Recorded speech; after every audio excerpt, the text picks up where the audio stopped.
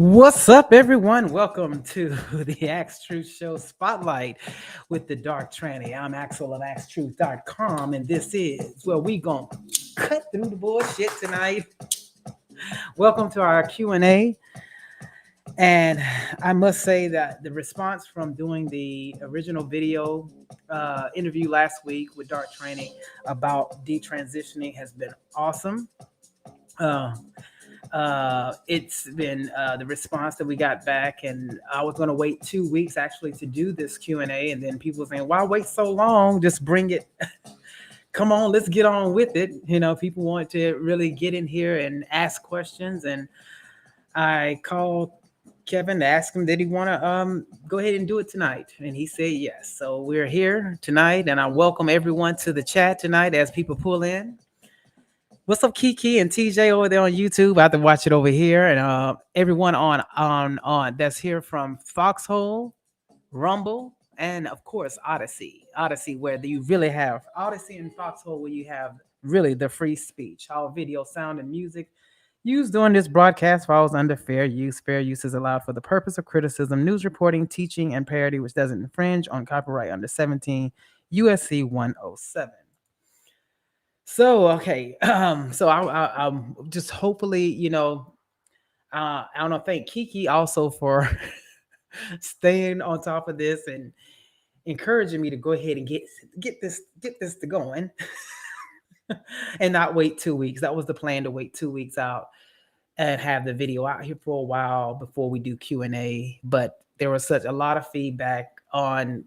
They were a lot of positive feedback towards Kevin about being so open and honest about this. And it's very important that this information get out here, as we're in this information war, and they want to paint a picture of something and present, as they paint pictures of things that are false and present them as if it's true. And we know whatever they're painting is false, and we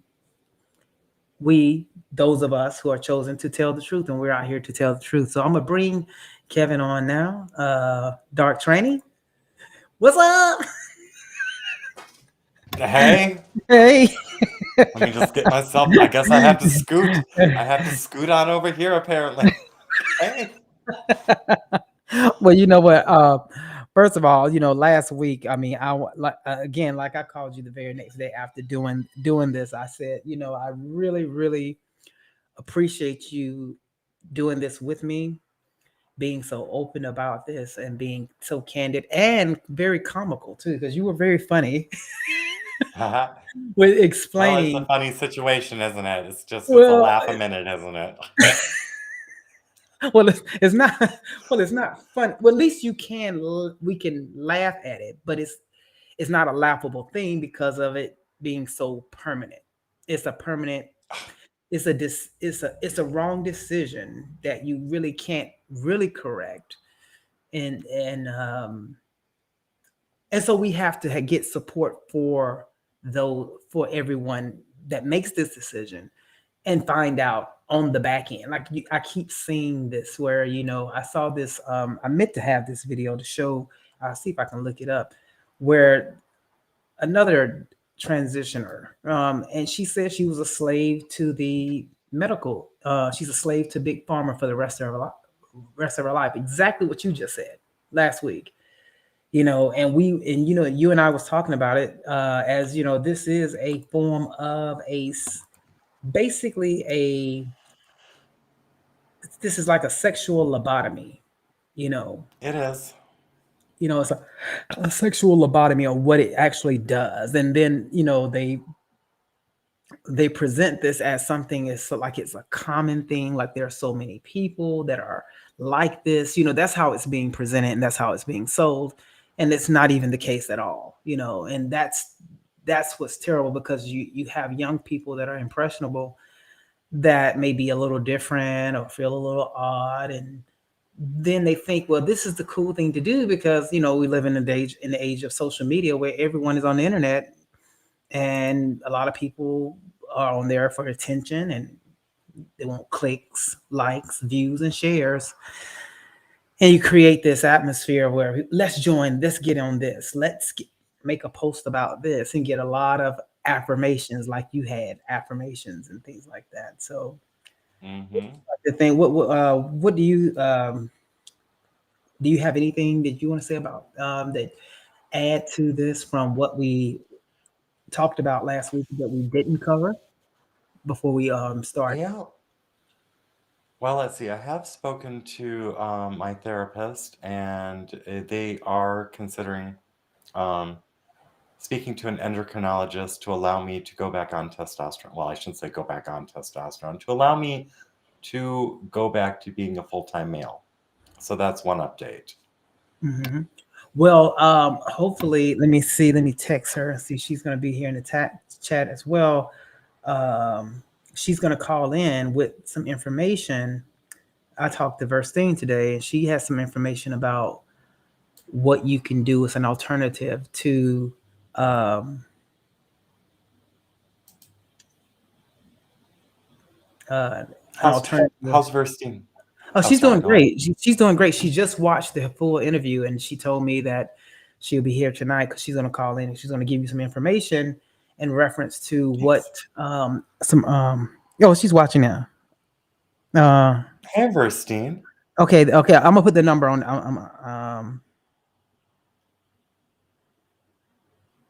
She's watching now on Rumble. I'm gonna put the number up, No, and also if you want to come in on, I think Fuyu, can we do panel? Can that people can come in that way too? Can that still come in that way if we put that up as well? Yes. Okay. So there you go. The numbers on the screen there. 770-829-0121, or you can come on live and come on panel .axtruth.com or join.axtruth.com. So yeah, so we put that in there. So we have this open already. So let's get the question. We'll get this ball to rolling, and people can call in with questions. Okay. and I want to preface, guys, don't be shy. Now is not the time to be shy. We're talking about. Oh, someone's calling in. Yes, I I think no one's gonna be shy. Let's see. Okay. Good. All right. What's up, Kiki Green? What's up? What's What's up? up? What's What's up? up? Hello, Kevin. Hey, Kiki, how you doing? Hey, I am Hey. doing well, and I want to thank you both. This is, first of all, riveting. You answer questions that I've been trying to get the answer to, and a lot of the information is not available online. So I have a ton of questions, but I'm not going to monopolize the show. But my first question is, But you can always call back in. You can ask your question and call I back will in do because that. we'll Okay, keep let the me answer the dialogue. question, then I'll hop off, and then I'll come back. Okay. Okay, look. My question, Kevin, is you mentioned you went to a psychiatrist and they prescribed drugs for you. Can you talk more about what was prescribed to you before you made before you had surgery? And do you feel like you were put into, I don't know, maybe not a hypnotic state, but do you feel like your decision making ability, or like, were you yourself? Did you feel like you were yourself and you were able to make sound decisions under the drugs, or did the drugs maybe make you more malleable to their suggestions? Okay, Kiki, I will start by saying from the very beginning, I was already in a psychologically distressed state when the gender affirmation process started. One moment. I was in a psychologically distressed state before we even started with spironolactone. That answers one of your questions. Spironolactone is a testosterone blocker. It allows for the feminization process to begin in males. It is used in males with intact testicles. It helps block the production of testosterone. And then shortly after the spironolactone is placed, it then is followed by estradiol, which is a estrogen. And the spironolactone is increased to its maximum levels to bring the testosterone level in the blood down to its bare minimum. And then when the testosterone reaches its bare minimum, then the estradiol is increased to increase the estrogen. Did it affect my decision-making process? In the beginning, after about, I would say, I think it was around my 3rd month, I requested to be taken off of the protocol and to stop the transition. I was gaining too much weight and I didn't want to be a fat chick. So I had asked to stop. I was instructed by the endocrinologist that they did not want to stop the treatment as it was dangerous, and this is in the notes. It would be dangerous to bounce me around on hormones, so it was in my best interest to continue. At my 5th month mark, now my estradiol is increased, my spironolactone is at its maximum. At the 5th month, I again told my therapist I wanted to stop the transition. I wasn't feeling right. My physiology was, I was having, I had effects I was not aware of. I was having problems with passion. I was having, I was noticing that the orgasm was completely different, that it was devoid of much feeling, and I was very concerned about how my physiology was changing. I was told that it was temporary, and so I was affirmed further, which felt good because gender affirmation feels good because people are cheering you on. And I said, okay, well, as long as it's only temporary, I can deal with this. And so I continued taking the estradiol and spironolactone. Did I feel mesmerized? Did I feel as if I was somehow under a spell? I felt, well, I guess the best way I could say is this. I felt that I was escaping Kevin, as Kevin was the person who was under the effects of severe psychological drama and trauma, and my identity was changing to Cassandra. And as Cassandra was being born, Kevin was dying.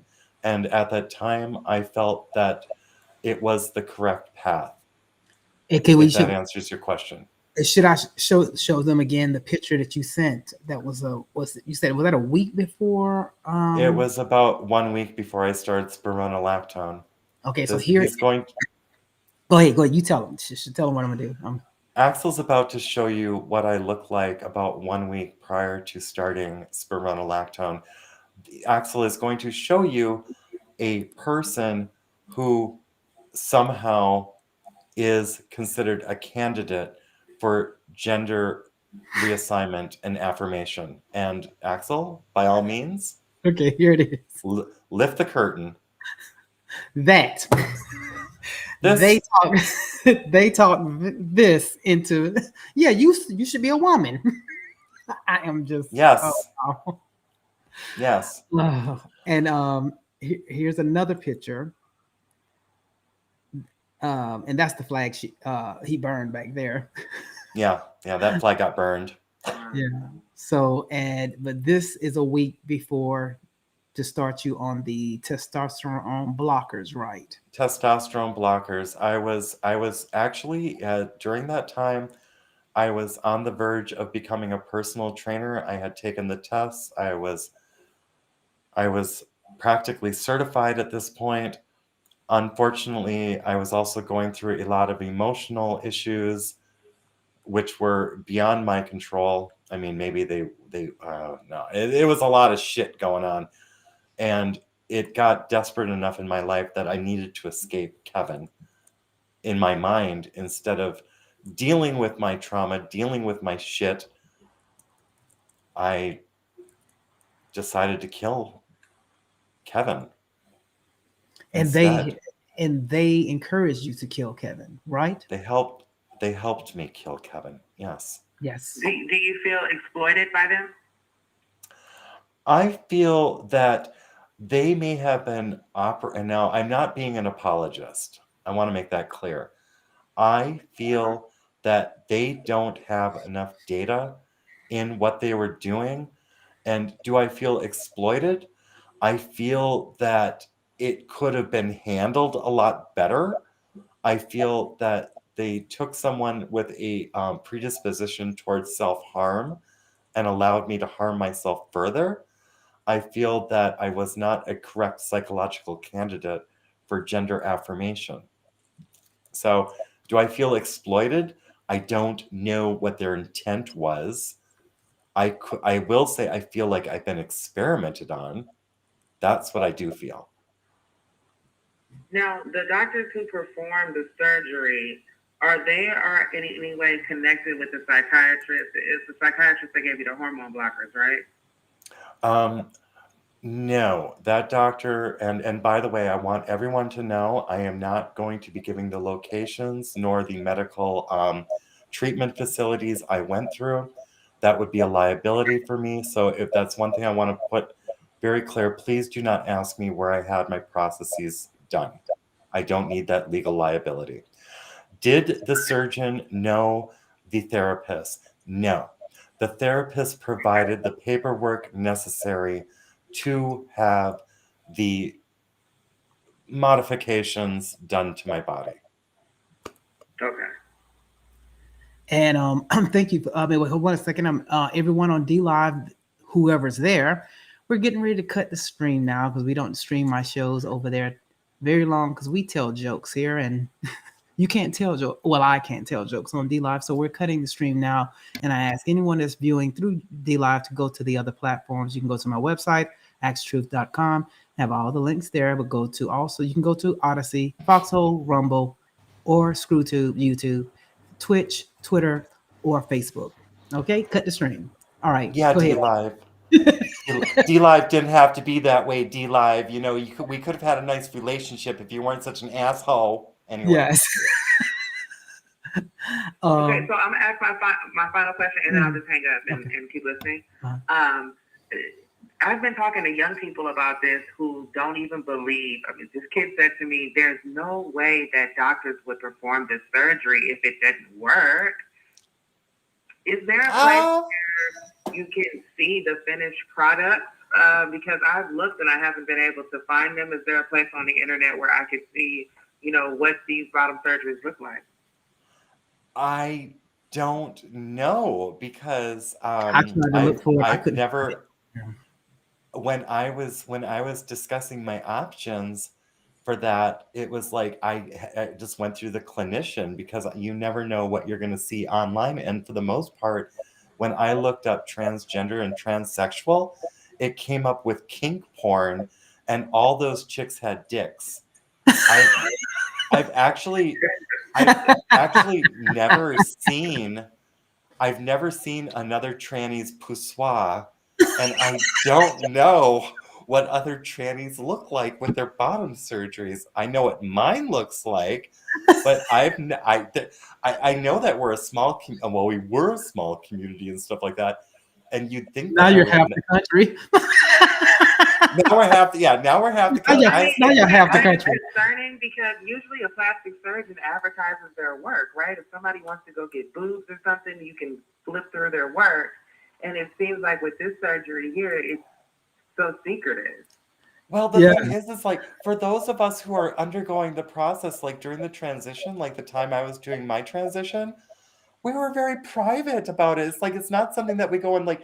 I mean, I granted there are some people out there who will go and put their shit out there, but for the first year of my transition, I didn't start making any content or anything like that until I was I was looking like a heavy-set Helga, German woman, and stuff like that. And I was actually kind of passable at that point. It's like, that's when I actually started doing it. Up until then, let's see, what was my content? I did like game streaming, and I did like, I did some content, but it wasn't about being a tranny. It's like none of that content came out until after I was I gained like the weight, the tits came in. It's like I kind of felt kind of feminine and stuff like that. And I look like, a heavyset housewife. So I was like, okay, it's like not exactly what I was expecting, but it's what I got. Okay, fine, fuck it, I'll work with it. It's like I'll just be a sassy fat housewife. It's like it's what I thought. So Because I was trying to find the silver lining in this. I mean, okay, so now Well, Kevin's, of course. Yeah, funny you as know, hell. I can't. Yeah, I'm listening. I'm gonna drop down so I can listen because I don't want to laugh over you. Y'all cracking me up too, but this is really. Kiki, all we You have can, left is laughter at this point. If we don't laugh all we about can this do. shit, I mean, We got, it's a serious topic, Kiki. We know it's a serious topic, but we yeah, have to laugh. laugh to keep from crying. Exactly. You know, Yes. when you think of something else, call back in like that. We'll keep it going like All right. that. All right. Okay. All right. And Now, while somebody else, popcorn. All right. Okay. All right. all right, and while we're doing that, let me remove some of these sandwiches from my face because Okay. I've got the sandwiches all over the damn place. Okay. Oh, let's see. Now we have one moment on the line. 1 second. We got okay. Turn down whatever. Turn me down. Okay, I was just saying, hold on for 1 second. Make sure you turn down whatever you're watching me on. We do have one comment that says, "How is one endocrinologist allowed to disregard your change of mind legally? How can they do that? Deny you?" It was because I was told it would be dangerous, and I trusted the experts. I mean, they're supposed to be experts in their field. So if they're telling me it's going to be dangerous, well, then I'm like, okay, well, then I guess I'll just like, I'll alter my diet some more. It's like I'll try to like, improve my workout routine. And I have lost, I mean, like since I gained the weight and stuff like that, Mhm. still being like, on the hormones and without testes, I have managed to lose like about 30 pounds. I'm down to like a little bit under 200 pounds now. So Mhm. I did manage to lose the weight, but it's not easy. I mean, hell, it's not easy at all. But yeah, I trusted the experts because Yeah. Okay. I We back. trusted them all the way up to this point. I trusted them. What have we found out about these experts? These experts are dumb because we've been listening to experts for the past 3 years. So, Berstine, what's up? Welcome. Truth to, yeah, Erstine! we got truth to talk here. Thank you. Hi, thank you so much. It was so riveting. I really appreciate, you coming out. You're going to help so many people. I mean, it just infuriated me so much. And I was thinking, I'm a health freedom advocate. I'm a health coach, and I saw, the fact that they're not going to let you detransition without, their permission, and it's just like they want you to be a slave to them. And I actually had my own journey to hormones, just being a straight woman. I think all synthetic hormones are bad, whether you're a woman, whether you're going through detransitioning. It made me a crazy person. I'm not going to dominate the whole show telling people my story, but because of that, I've done some research into bioidentical hormones. Have you ever looked into that? I've never looked into bioidentical hormones. And before we continue any further, Verstine, dear, do you remember when I called you about like a year or two ago? I wasn't sure if that was you, but yes. Yeah, I was like, I think that wasn't super high. I've been thinking about you. I've been hearing about the shit you've gone through, honey. You've been in my prayers. And I'm so happy to hear you again. Oh, that's so good. Oh, thank you. Uh-huh. There's this book, and I wanted to call in because I know that people are going to be watching that in your position. Mm-hmm. It's called The Miracle of Bioidentical Hormones by Michael Platt. And Michael Platt was a doctor who actually got people using,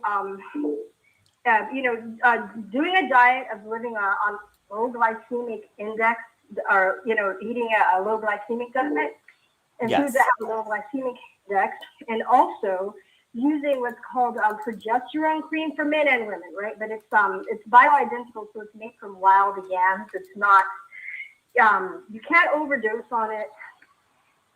Anyway, I think you should read the book so you can get more info on it.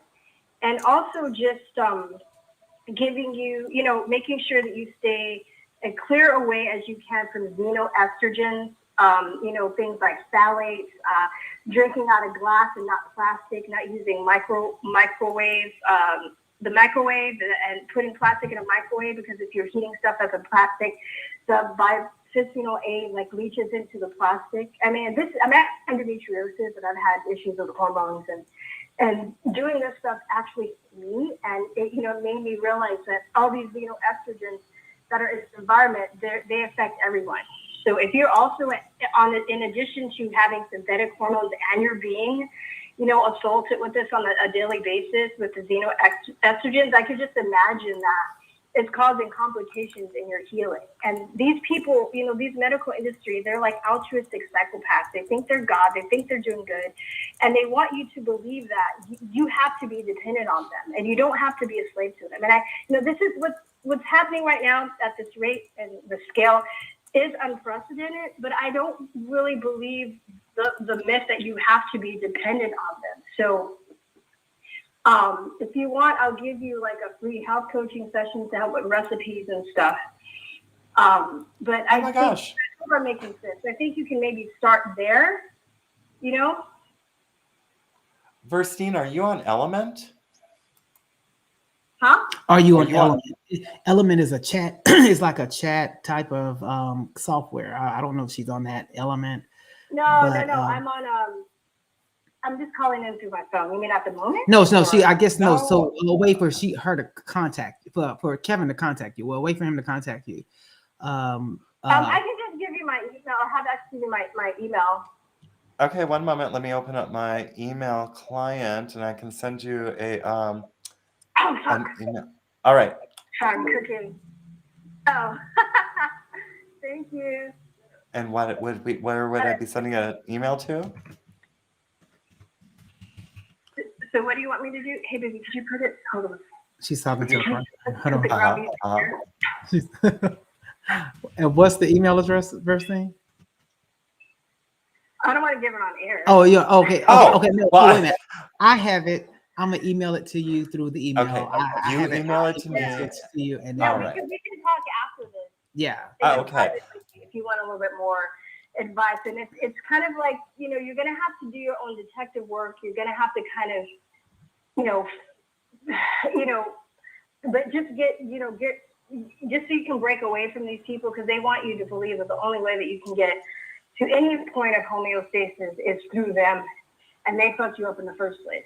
Yeah, and by pouring on more pharmaceuticals, toxic pharmaceutical medication. And it's just like there's, if you're having trouble losing weight, you're having insulin resistance, so it looks like, they're putting you on a path to diabetes, then you're going to be dependent on them for insulin, and it's too much. And they know, iatrogenesis medical error is a leading cause of death in this country. Mm-hmm. Okay.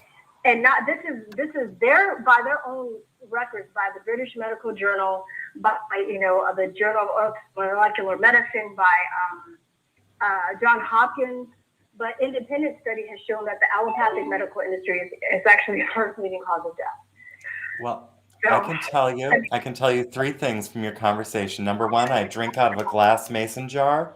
Number two, I don't own a microwave.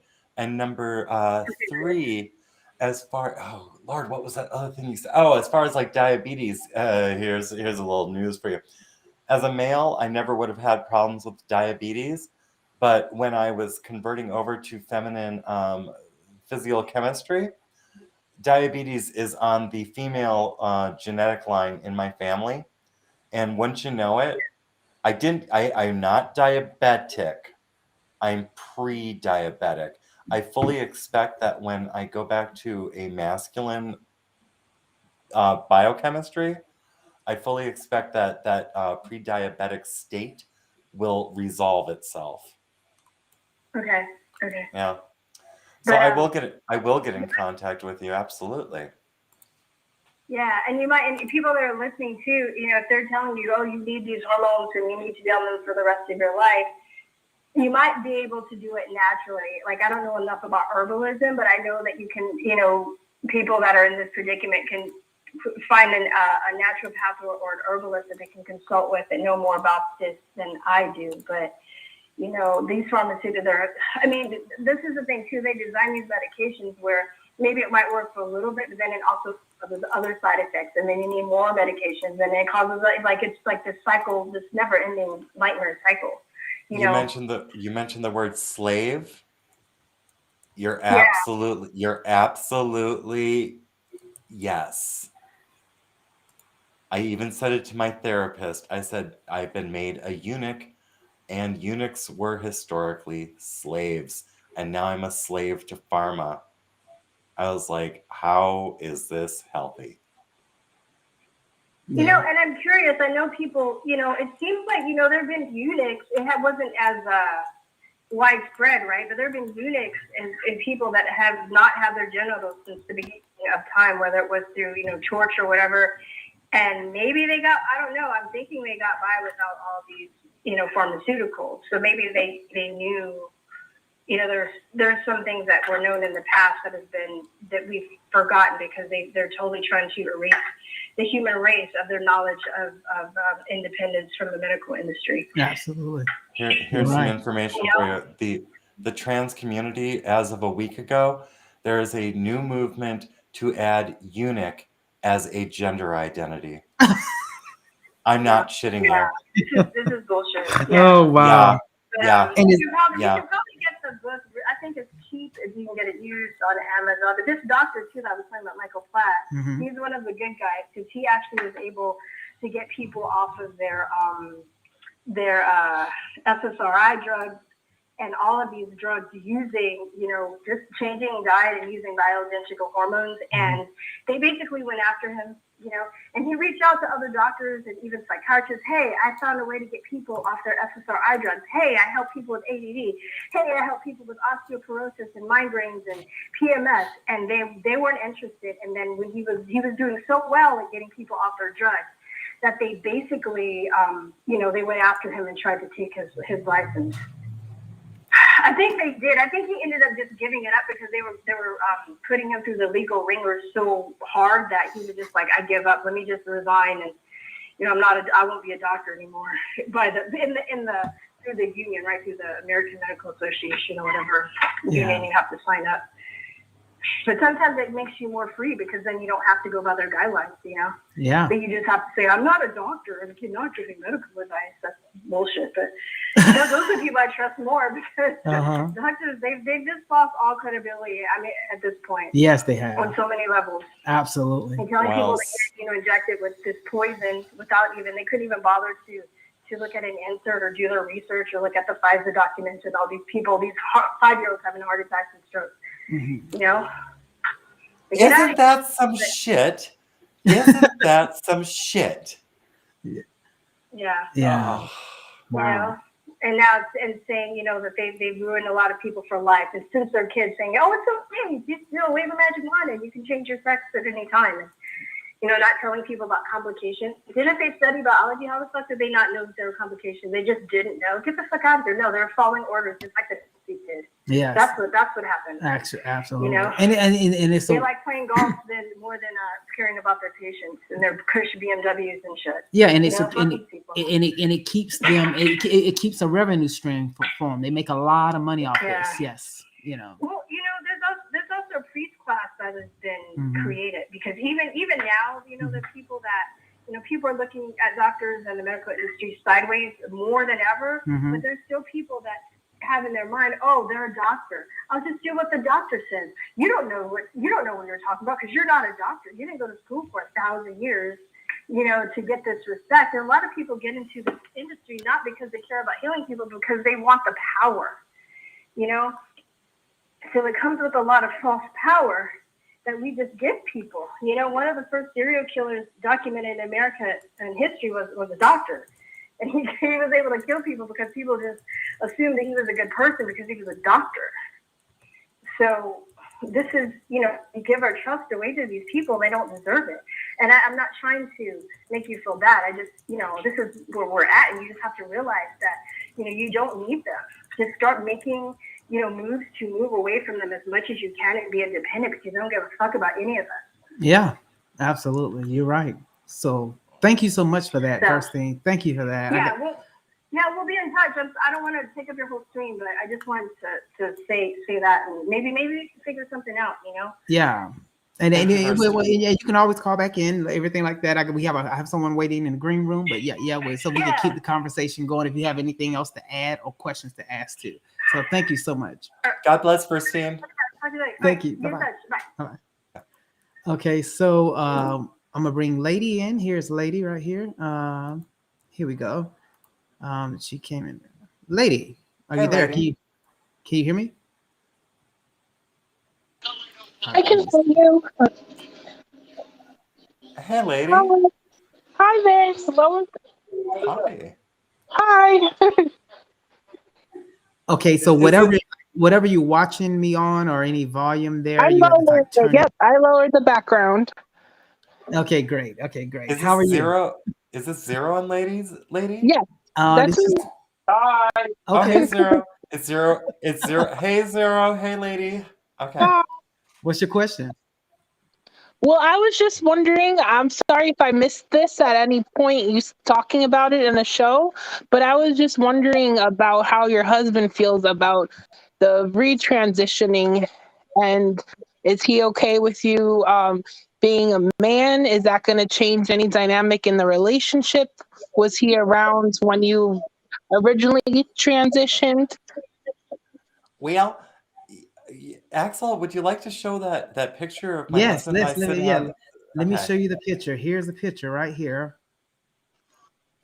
That's picture of Kevin and his husband right there. Okay, So so that answers one question. That's one mhm, question. Yep, we were already married at that point. mhm. And is it gonna? How has he handled it? Well, shit. I guess I mean I've asked him, and he was supportive in the beginning, and he definitely gender affirmed me. And then when I said I am not comfortable with this anymore, and this is like early on, he was like, "No, it's like this is good for you. It's like your demeanor is changing. You're less angry. You're less stressed out. It's like this seems to be good for you." And I was like, "Ah," and he was like, "Oh, well, it's like let's just see what happens, basically." And now about 7 years later, he can see that it was a mistake, and he's not exactly cool with me detransitioning. However, at the same time, he says he understands and he still loves me and we're going to stay together and it's not going to destroy our marriage. Um, my husband is a bisexual after all. He does have two biological children. Just saying. So, the things that might actually be weird is that I'm not the dude he met.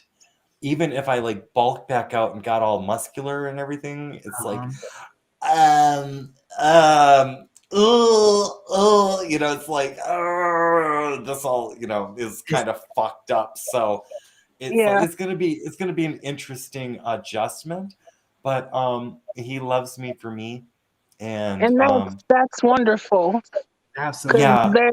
that for sure, the love is from inside, no matter what or who you choose to be. So that's what matters is the inside. And you're lucky because I find knowing friends in gay relationships that a lot of the times I feel that sometimes they don't love this sounds bad, but in my experience they don't love from within. It's always been a lot of external and physical things and lust, and I'm not saying this is the whole gay community, I'm saying from my experience, and that really sucks. So you, not that straight people can't go through that, but just in my little circle, and that's beautiful that you guys could love each other no matter what the transition is, and having someone to support that thick and thin, that's beautiful.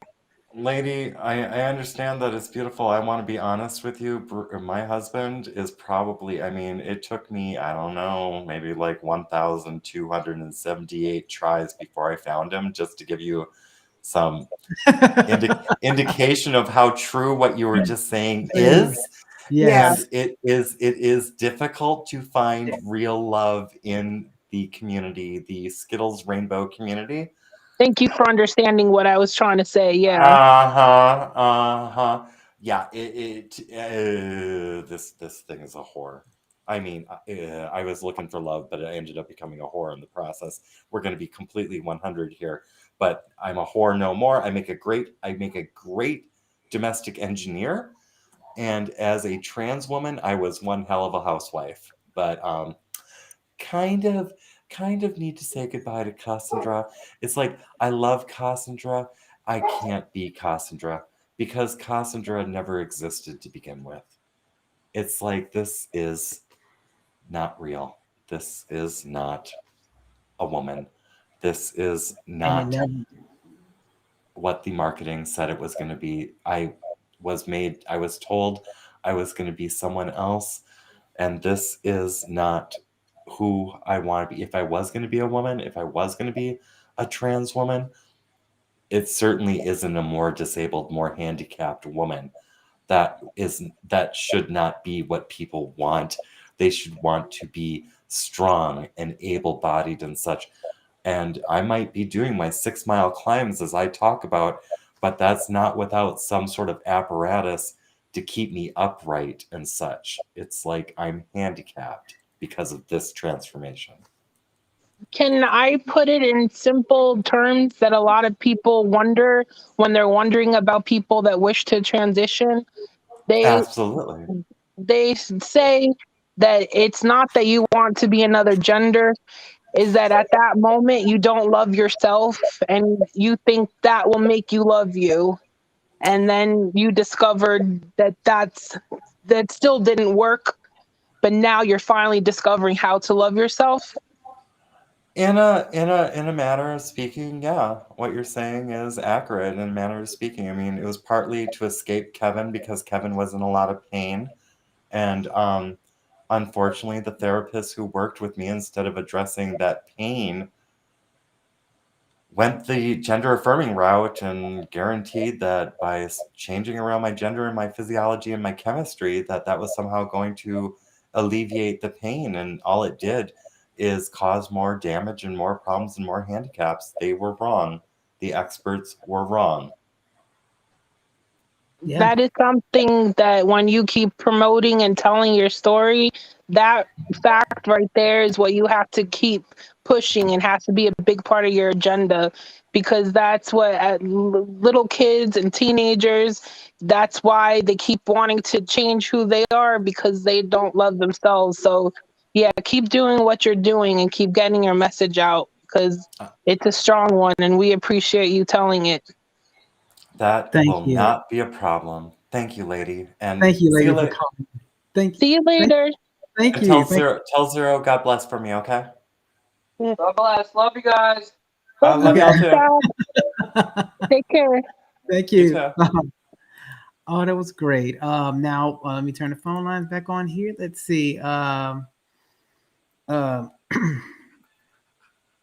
want to thank. I want to say.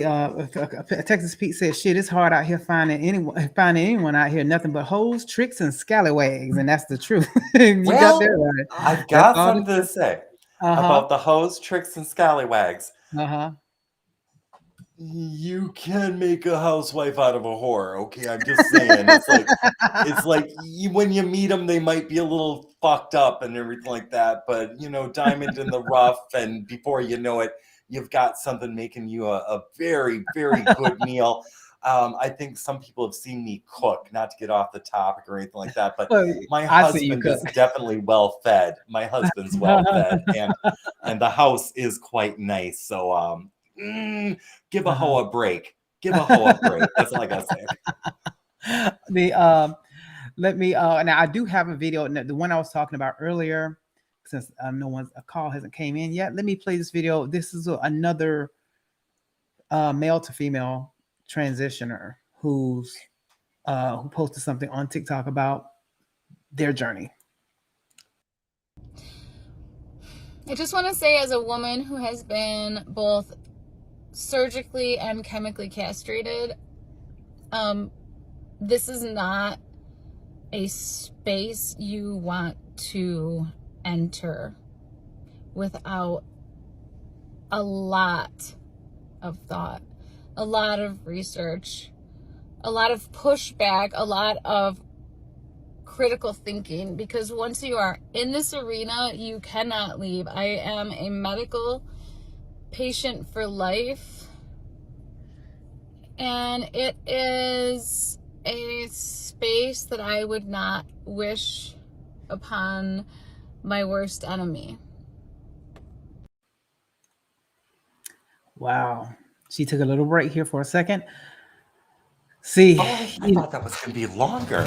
Oh my gosh. no, you can go take a break. I mean, I could, I can carry it on in while you go take a quick break for a second. Well, yes, you can. Lord knows, Axetruth can definitely carry his own show without me. That's for damn sure. Okay, guys, I'll be right back. Okay. I'm glad that there are more people, especially these trans, that are posting these videos on YouTube, on TikTok and YouTube, Instagram, Twitter about this whole process. That they have cut. Our government, the government, this administration, the left. So I want to make sure we get that. Let's get that right out here, right in the open. Because we have to go political with it, because that's where this is coming from. Along with the media, and we know who owns that.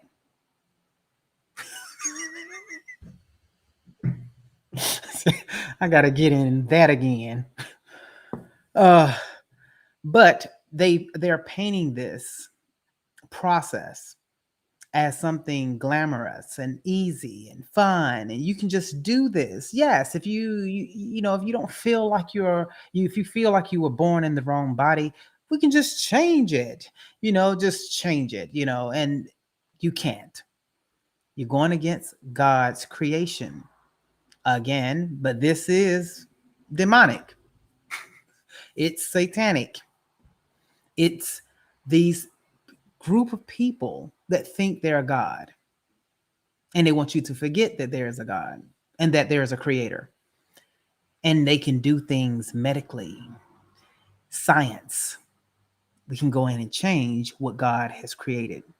I'm a firm believer you can't. Now, you can screw it up, but you can't change it. So I think it's very important that these that these people who have made that decision to have, because it's when you have that bottom surgery that brings on a lot of problems. I had a friend who well, I know if she's an associate. I'm gonna say she's a friend. Well, kind of, we had a friendly relationship. I recorded a few of her pageants, but she got castrated. This was back in the 90s. And when I talk about back then, there were a certain requirements that were there, not just procedures. There were requirements that had to be met before you moved into the next realm of transitioning. They had a requirement structure that was in place. This was in the 90s. And I was going like, obviously they removed that, but she got castrated. And when she got castrated, she gained a whole lot of weight after her castration, cut off her, took her balls out. And she stayed in the house for 2 months till she lost the weight. That's when I saw her, when she actually came into my apartment complex, and I looked at her and I thought it was a real female. She had on jeans and a t-shirt and some flats, and she was and her hair was in a ponytail. So I thought it was a real female. And then I found out she wasn't, and she told me what happened, that she just transitioned. So, but make a long story short, she lost the weight, and that was my first interaction with her. And then I moved away, and I saw her 4 years later in a pageant competing, and she walked out and she was the size of Aretha Franklin. But today she's had what you call a gastric sleeve to lose the weight, because she had to lose the weight because it was affecting her health. Now, I don't know if she completely had bottom surgery, but she was castrated, and that was the problem she had. So we have Kiki's back. Here we go. Kiki, what's up? I don't know if you can hear me. I can hear you. I can hear you. Yeah. Oh, hey, what's up? What's up? Okay. So, it's a lot. Is it? Go. One thing Kevin said, just ask. It's open. He's ready for any questions. Throw them on out there. Well, just to piggyback off the last caller, actually, and just to make a couple really quick comments. Mm-hmm. I have a master's in professional counseling. Okay.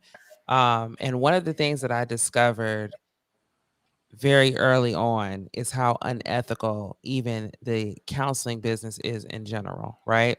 Mm-hmm. To the point where while I was still in school, I called my advisor at school because I was doing a practicum out in the field, right? And I'm like, these people are doing all types of things that are unethical. And she goes, I get that the most with your field. I'm like, wait a minute. So this is not just me. She's like, no, everybody who is a counselor has a whole bunch of horror stories about how unethical the practice is because there really isn't a lot of checks and balances, right? Mm-hmm. Well, there should be, but Then yeah. now this is for therapy, right? We're not medical doctors. At every facility that I've worked with or um, entertained working with, and I've asked, okay, so are there psychiatrists that you work with when you have a client that needs medication? And every last time the answer is always no. Psychiatrists are so now the counselors are already unethical. They say Mm-hmm. psychiatrists are so unethical that we would not dare refer somebody to them because we don't even want the liability back on us. Because damn near 100% of the time, they are overprescribing people medication. I mean, I've had clients where they tell us what drugs that they're on and they've been prescribed 12, 17, different medications that all counteract with each other. And so personally, I mean, it's to the point where I don't even want to be involved. And this is the reason why the good counselors and clinicians usually burn out after like 2 to 4 years is the average burnout time because it's an uphill battle. It's so heavily placed on money. That's just the psychology side of it.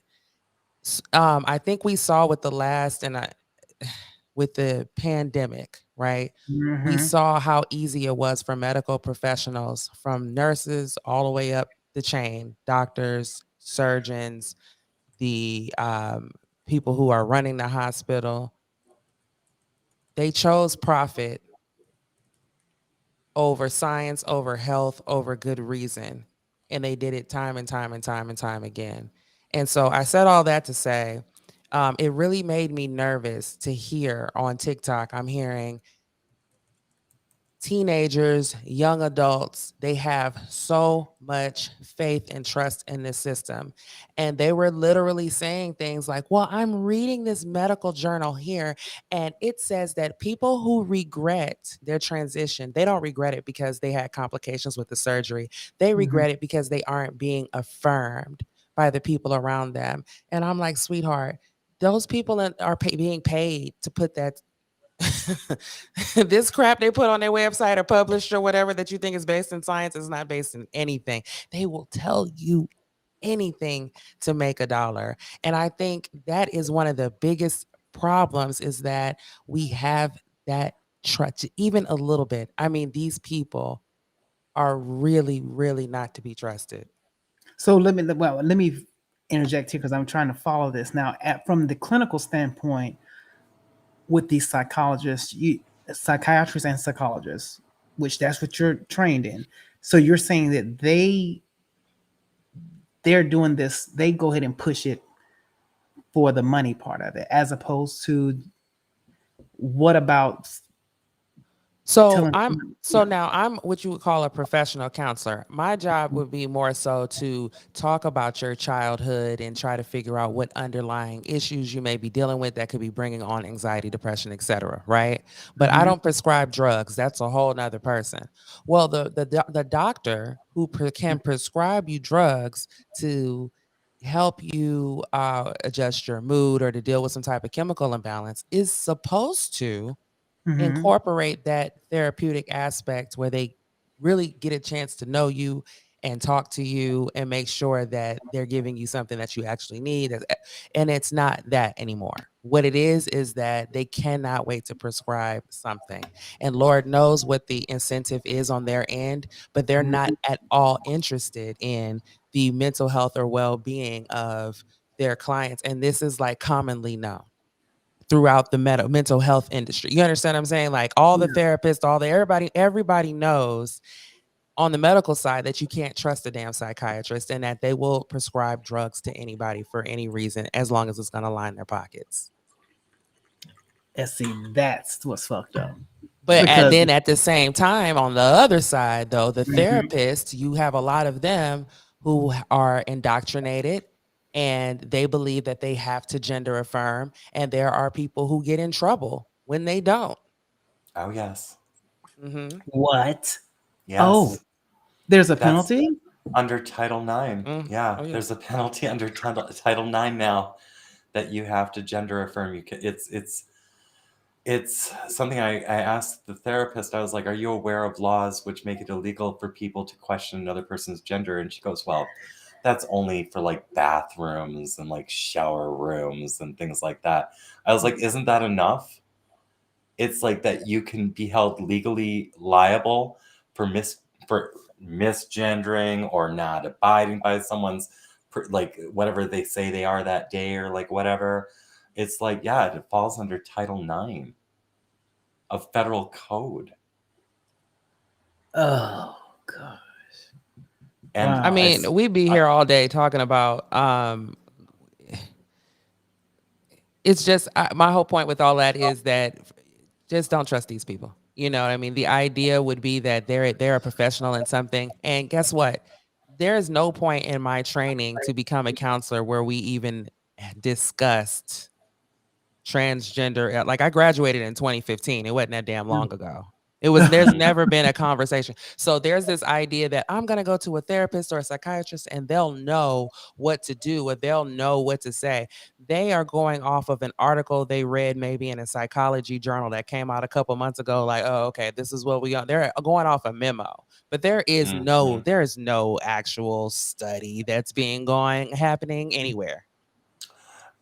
Kiki, there is a 2024 study which has not been done yet, but one of my friends from Kekistan, Pastor Chatelet's channel, The Pond, his handle is 451actual, actually looked at the government spending for the year 2024. There is a multi-million-dollar study to be conducted to find out the psychological consequences of puberty blockers on adolescents. They don't even know what's So they're going going to do the study after they've already prescribed it and done the surgeries and been performing. They're going to study it now after the fact. Well, it's scheduled. I'm sorry. Elizabeth Hoser put in the chat. She said the study is done and executed, and we're seeing it now. That's what she said. The study, we're seeing that. Yeah. I guess we're in the middle of the study then. Yes. You know how they're studying all the other things that they're out here. You know, from the snake bite that they sold to everybody, because that's the study we're doing now. We're seeing how that's going to go. You know. I don't want to monopolize the conversation, so I'm gonna drop back down. But at some point, I would love for you, Kevin, to discuss if you see womanhood differently now. It has your ideas of what it means to be a woman. How has that changed? Well, I am fully aware that there is a movement to erase biological women at this point.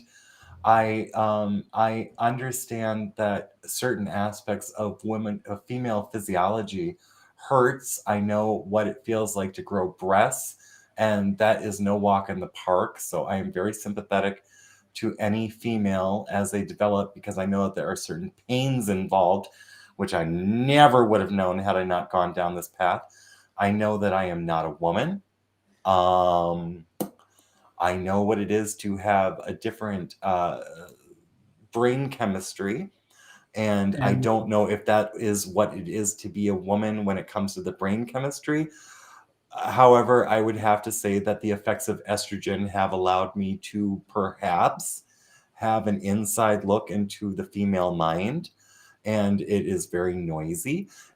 and the menopause. And that's something. That's if I ever wasn't able to have the estrogen and not have any testosterone, like with the absence of hormones, because I cannot produce hormones except in my adrenal gland, which makes very little I am told that if I were to no, I'm getting some feedback. Is that coming from me? That can't be coming from me. No, I don't have any feedback. You sound fine. Okay, well then I'll continue. I'm told that if I don't have the hormones, then I will go through menopause, and I have never heard a woman ever celebrate menopause. I haven't So, either. I don't yeah. know any woman that says, "Oh, menopause is great." I'm just Yeah. going, and being that you're experiencing that because of this. Someone did ask in the chat, did you get rid of your man parts? Yeah, he has Yeah. bottom surgery. That's the point of even doing it. He's went that far with bottom surgery. Yes. Yeah. And Kiki, did I answer your question? Because if I didn't, please by all means ask it again or ask it in a different way. Any Oh, you more? absolutely answered the question. Absolutely. I didn't want to talk over you, but that was fantastic. Excellent. And someone said that Obama created Title IX. He created that. Oh, really? Yeah. Yeah, they put that in the chat. They said Obama, that was created under Obama. Yeah. Obama. Pam put that in there. She said Obama created Title IX. So, Ah. yeah.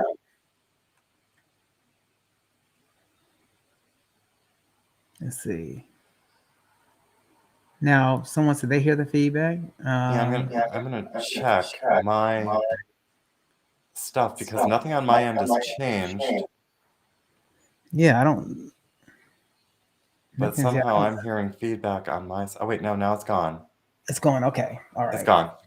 Okay. Okay.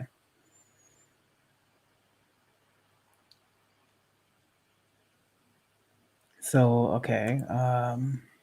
Okay, the phone line is still here. I hear it's Oh lordy. I'm like reading through the chats. No, I didn't hear the feedback when you was on Kiki, so I don't know if it could have been that or whatever.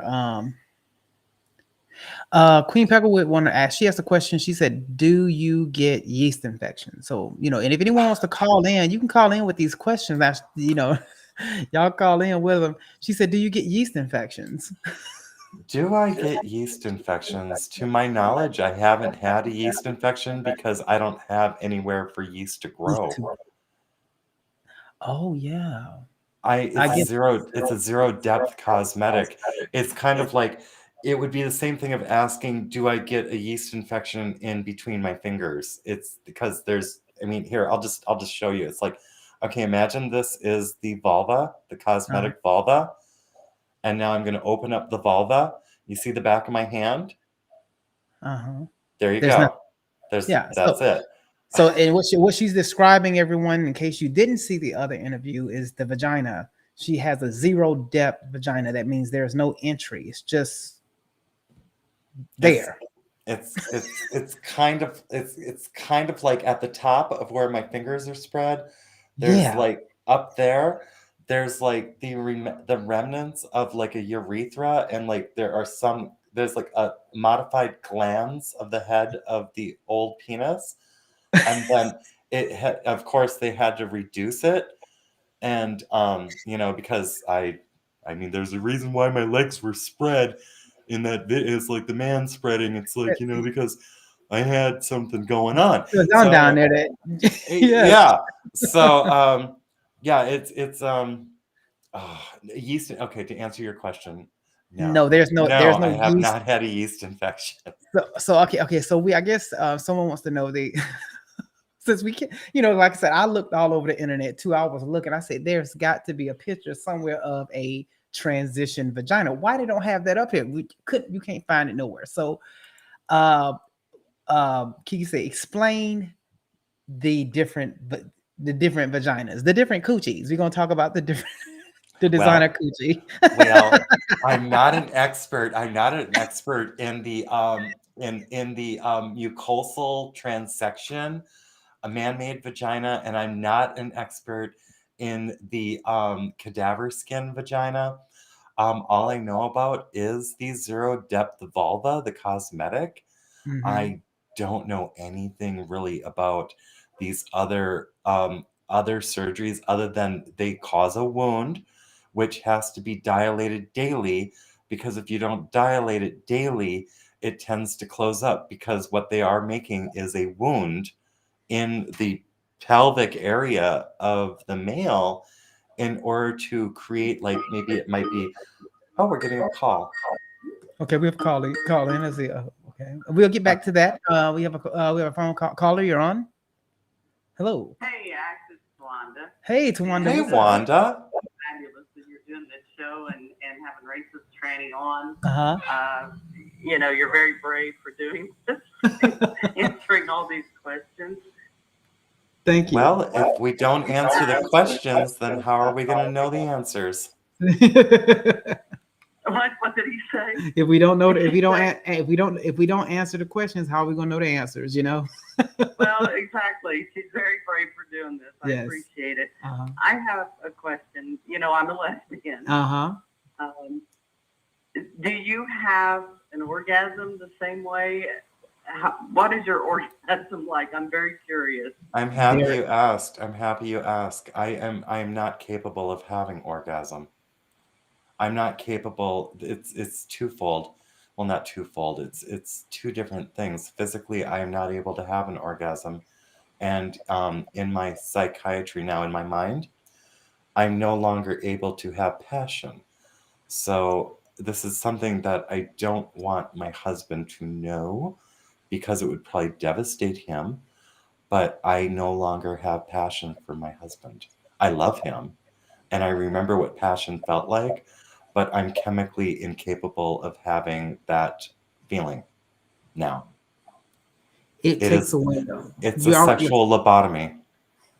Yeah, and that's on both sides, male to female, female to male. Neither. It's a lobotomy of sex. They have no feelings for sex, and I can't speak for female to male, but I can tell you the process I've gone through has left me sexually lobotomized, and I cannot have an orgasm any longer. That was one of the things I brought up to my endocrinologist when I said something's going weird with my orgasms, and I was told that that was a temporary situation, and it was not. It was not a temporary situation. And then after my testes were removed, I never had an orgasm again. And there's no sensation. And you could, I could, if my crotch was on fire, I would probably feel it. But you could probably, like, you could punch me in my crotch, and I'd just be like, okay, I felt some pressure, but there's no way to stimulate myself. And I can't have an orgasm. Did you know that you were going to be able to have an orgasm before you did this? No, and as a matter of fact, when I'm speaking to my psych team, they're like, well, orgasms aren't everything. And it's like, well, they were pleasant, and I do miss them. I mean, it's one of the thrills of being an adult is being able to get off. So let's say you're frustrated, and you know that if you stimulate yourself, you can end frustration. Well, now that can't happen anymore. And imagine that someone tells you that you can never have the sensation as an adult of ever having an orgasm again. Would you go down that corridor? I'm just going to ask, would you go down that corridor? I don't think anybody would. I think if they told, I think if that was more explained, I think I figured it out. I just said, if your testicles is what everything that makes a man, and that's where you get your sexual urges from, your sex drive, and everything comes from testosterone. You take that out, where are you getting it from? Did you feel very early on, though, that, like, as a child, that you had to do this, or that you were female, or No. when did you start, conceptualizing you needed to be a female? Well, it was about 7 to 8 years ago when I met my husband. It was like about 6 years into our relationship, and there was shit going on with how do I not get liability for this? How do I tell the story without getting in trouble with the people who were involved? Let's just put it this way. He had a wicked witch after him. had a wicked witch after him who had left him a year before I even came on the scene. I just want to make it very clear, I was not a homewrecker. And there were his biological children involved. And if you imagine using children as weapons, if you can imagine the amount of stress that would put on a person, it was a very messed up situation. I was minorly feminine as a child, but I never thought of myself as a girl. So I didn't have that experience. And shit just got so bad and so stressful that I just wanted to escape Kevin. I had, as I had mentioned, I think in the last video that Axel and I did together, I have a predisposition towards self-harm. So killing Kevin seemed like, part of that disposition. It's just part of that disposition. It's like, okay, do I go and take myself off the planet, or do I kill him in some other way? And that's the sadness of it, is like the psychiatric team knew I had a predisposition towards self-harm, and they allowed me to surgically mutilate myself. They encouraged it. Wow. They encouraged, they affirmed it. Affirmed it, encouraged it, pushed it right along, So thank you so much for calling in, Tawanda. That was great. Thank you for calling in. God bless, Tawanda. I have one more question. Oh, okay.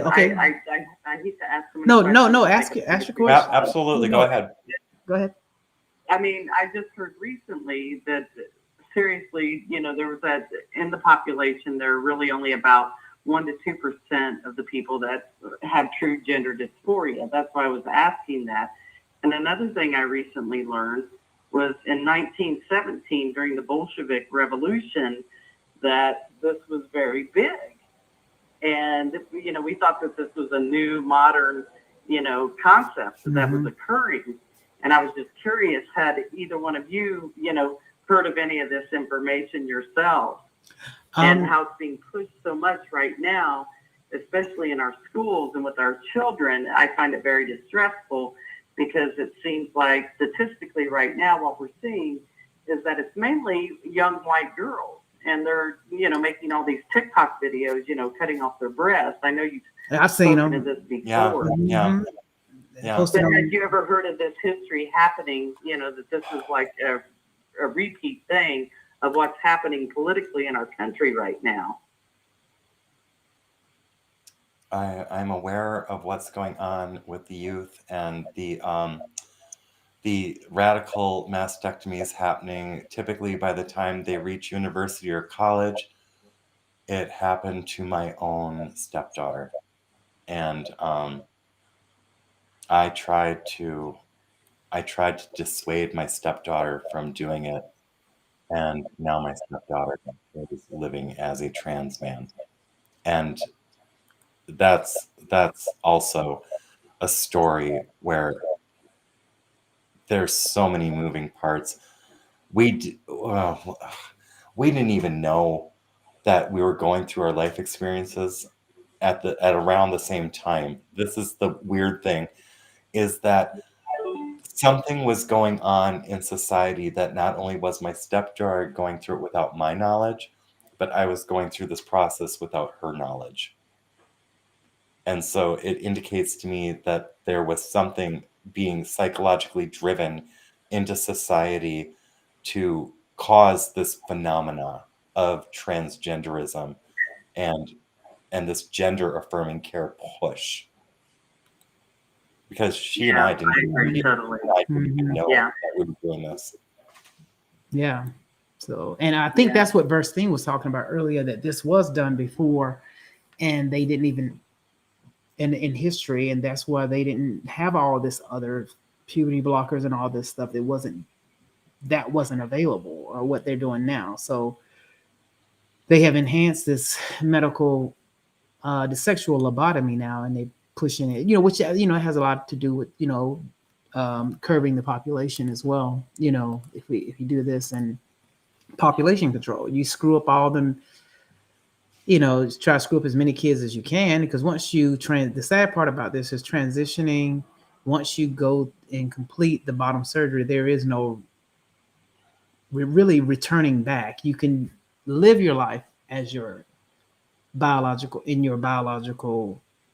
what you assigned at birth, your biological state, but you can't really go back to it. You'll never go back to it, And you'll always be 100% dependent on pharma. And then there was what Burstein was talking about with the bioavailable hormonal systems. I'll speak to Burstein about that. Yes. I'm not aware of what Burstein was speaking of at this time. The only thing I know about currently is that I currently am and I will not pick any bones about it. I'm a slave to Big Pharma at this time because I don't have the biological pieces to not be a slave to pharma. I have an option.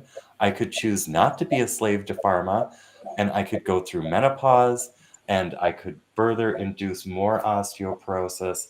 I could further cripple myself. There's something about like the eunuch. Somebody had mentioned over here, it's like, so you made yourself a eunuch. Yes, I made myself a eunuch, and there's something that should be considered with eunuchs in history. If a person was made a eunuch at a young age, I don't know of any eunuchs living past the age of 40 because they didn't have hormones back then. So if you castrated a child or you castrated a teen, they would live pretty healthy for about a decade. And then after that next decade, they would go through a progressive degenerative situation. And young eunuchs typically didn't make it past the age of 40. Well, thank you so much, and God bless you. Like I said, you're incredibly brave, and I'm glad I just caught this. Well, love you both. Thank you. Love you bless. too. Love you Thank too. You, God love bless. you too. Bye-bye. Thank you so much. Bye-bye. Okay. We got another, we have someone that came in the chat here, so we're going to bring that in. Jobs is here. Jobs for? And then we'll get back to the, I want to reference Melanin Abundance made a statement that is so true. And she said she believed this. She said, I think these are crimes against humanity. Evil experts. Yeah, I think this is what they're doing. This is another crime against humanity, what they're doing on how they're pushing this and promoting this from There are very few people who actually should probably consider this, and I would say that they would be the intersex individuals who are ambiguous, and that is a very rare condition. They speak of Klinefelter's disorder, also a very rare condition. I am of a strong opinion now, having gone through the gender affirming process, that first and foremost, what a patient should be treated with is biological sex gender affirmation of who they are and deal with whatever issues they have. This idea of blocking puberty to wait and see seems very monstrous to me, because I've now seen the effects of what this can do. I mean, when we're talking about puberty blockers, understand this. We're talking about halting a child's development at a certain state, which means that chronologically they're going to continue aging, but we're stopping the ability for their skeleton to develop properly. We're stopping the ability for their brain to develop properly. This is why they're doing a study in 2024 to find out what the effects are of puberty blockers. That's a very fucked up way to get your data. Yeah, absolutely. So Jobs is here. Jobs. Hey, Jobs. My darling. I don't know. Hi. Hello. Hi. I wanted to let you know that they already have studies in regards to the effects of puberty blockers. And that it's devastating to the development, because just as racist or Dark Tranny was indicating, is that you continue to age, but those hormones work on your whole entire development and laying down your skeletal structure. So that was one of the major things that they were finding, is that people were having these individuals, they were females that were giving hormone blockers, is that as they aged, they ended up having so many other additional complications associated with that puberty, with those years that had been blocked, and that Wow. bones and leukemia. I mean, there's certain things that you just, I mean, don't forget that your skeletal structure is where you end up making your red blood cells. So, I mean, let's not forget how important red blood cells are to Yes. our existence. Mm-hmm. And altering that, component is it can be detrimental. They've been doing this for several years already. They already have the data, so it seems like another pharmaceutical play where they're just doing these biological experimentations on people in wide masses, just like with Mm-hmm. the jab. They had to actually have a huge, gigantic segment to be able to state that this was an okay. I'm using the word medication in quotations, Yes. to be able to give. And it seems like they're doing that to basically any pharmaceutical that they want to end up getting out to the public.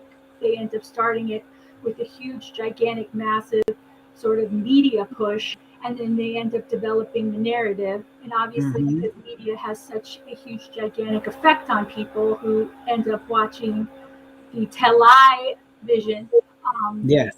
they end up getting, inaccurate information without any thoughts of what the possible ramifications were. But in regards to Madame's specific issue, I wanted to ask you a kind of a personal question. And if you don't want to end up giving me, the answer, then that's fine. Wait a minute, let me get closer to you so you can like whisper it to me. Okay. I don't know if you've disclosed this before, but did you by chance suffer any childhood trauma or abuse? Yes. Okay. Because the reason why I ask this is this, because I'm currently working in a psych specialty unit, and we deal with a lot of individuals that have self-harm issues. And one of the areas that I find to be fairly consistent is that a lot of people who end up either attempting self-harm or having suicidal ideations or just cutting or what have you, they consistently have some childhood abuse trauma that has never actually been dealt with. And you're also in the age range where there wasn't a lot of therapy identifying of how it actually affects an individual and the importance of ongoing treatment and the effects of how it ends up affecting you developmentally.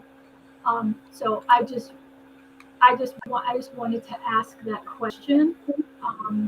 I'll go one level more honest with you, Job. I will tell you that the abuse was such that it induced borderline personality disorder. Yeah, it's truly a shame because from my recollection of individuals who were interested in doing anything as far as sex changes, that there was a huge amount of time where you would end up dressing as the desired sex. You would be in the community as the desired sex, but you'd also be having some mental health interactions on a regular basis, and they would actually be monitoring you before there was any talk of anything consistent, especially in regards to surgery. Because once it's removed, it's gone. And the correction, no, the attaching, no, it's debilitating if it's the wrong way to go. And I believe at that period of time, that's what they were really kind of focusing on. I know that you probably have 9 million other people who want to call in and make comments, but you are very much supported within this community, my dear. No matter what you go through, we are here for you. Thank We you. will always be here for the both of y'all. But Thank you. so I just wanted to give my support, my Thank thoughts. you. Thank you, Job. My prayers are with you always. The both Thank of you. you. Thank you God so much. bless, Job. Good. Thank you, Jaws. Thank you for calling in with that. That was great information. Thank you so much. Bye-bye. I have a question. Uh-huh. I saw Montoya type something about YouTube in the chat, talking about you cannot type detransition into YouTube. Is that true? What? Is that true? You can't type that into YouTube now?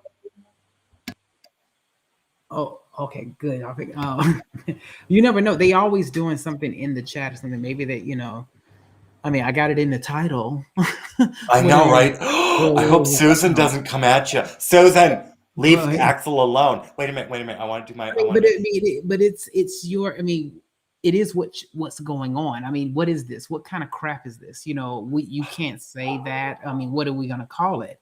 I get censored. Yeah, okay, Axel. This is okay. Have I Mhm. told you about this? What I've been diagnosed with, like, during this whole thing? Uh-huh. Internalized transphobia. Uh-huh. Did you hear what I said? I've been diagnosed with Of internalized transphobia. Yeah. internal. So in the medical field, I am considered I have been diagnosed with it's in my charts. Internalized transphobia. Susan, stop it.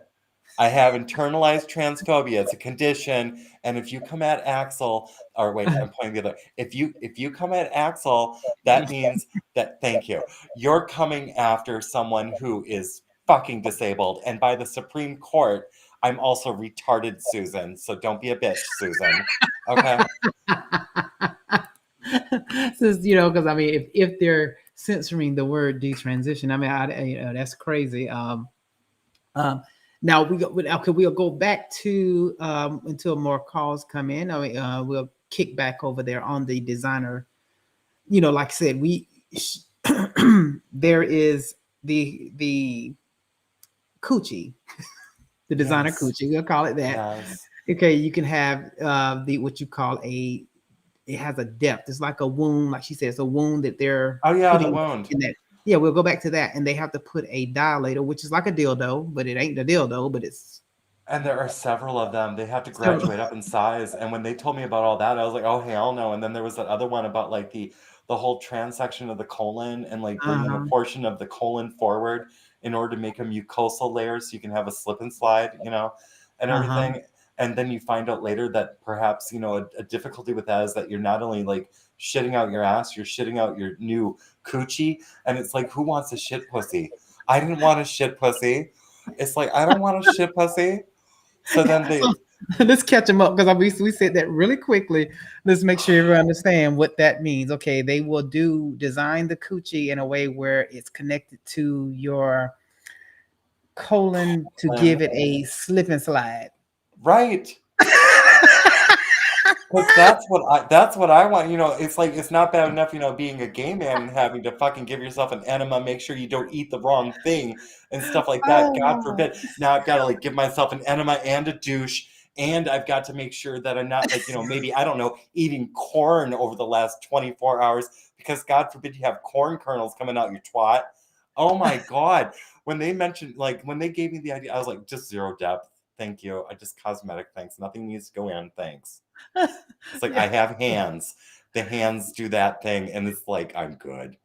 And the thing is, let's go to the okay, and then to make matters worse, with all this zero depth, whatever they're gonna do, there's still no feeling. There's still no sensation. There's nothing.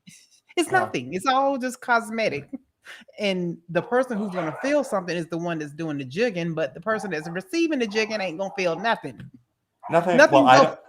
Well, I don't know what other ones are gonna like feel and stuff like that, but I imagine that it's gonna hurt. I imagine it's not gonna feel all that great. I mean, if you have to like dilate it every day so it doesn't freaking close up like a pierced ear, but it's not a pierced ear, it's like a gauged ear. Or it's like, I don't understand. You can gauge your ear, that shit won't close up, but the moment that you go down there and make a big old like 8-inch long tube, and then it's like, oh, and then the prostate has to be moved.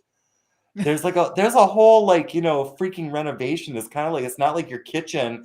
It's not like you're moving cabinets. It's like you're moving shit around in your body and everything. It's like, ugh. See, and everybody, you think about this in the, the bottom line to this is not natural. You can't. No. It's nothing about it is. Nothing about it is you're not supposed to be doing this. and you can't make No. it right. So for those who are even thinking about, well, I think I'm gonna go down here and get me one of these designer coochies, it ain't gonna be a coochie. And It's then gonna on be top, it's like another asshole. it could be depending on the variety, the style you get. But then the other one that's like even worse. Okay, think about this. Think about that Alloderm designer coochie. Okay, that one is made with the With processed dead the tissue of another person.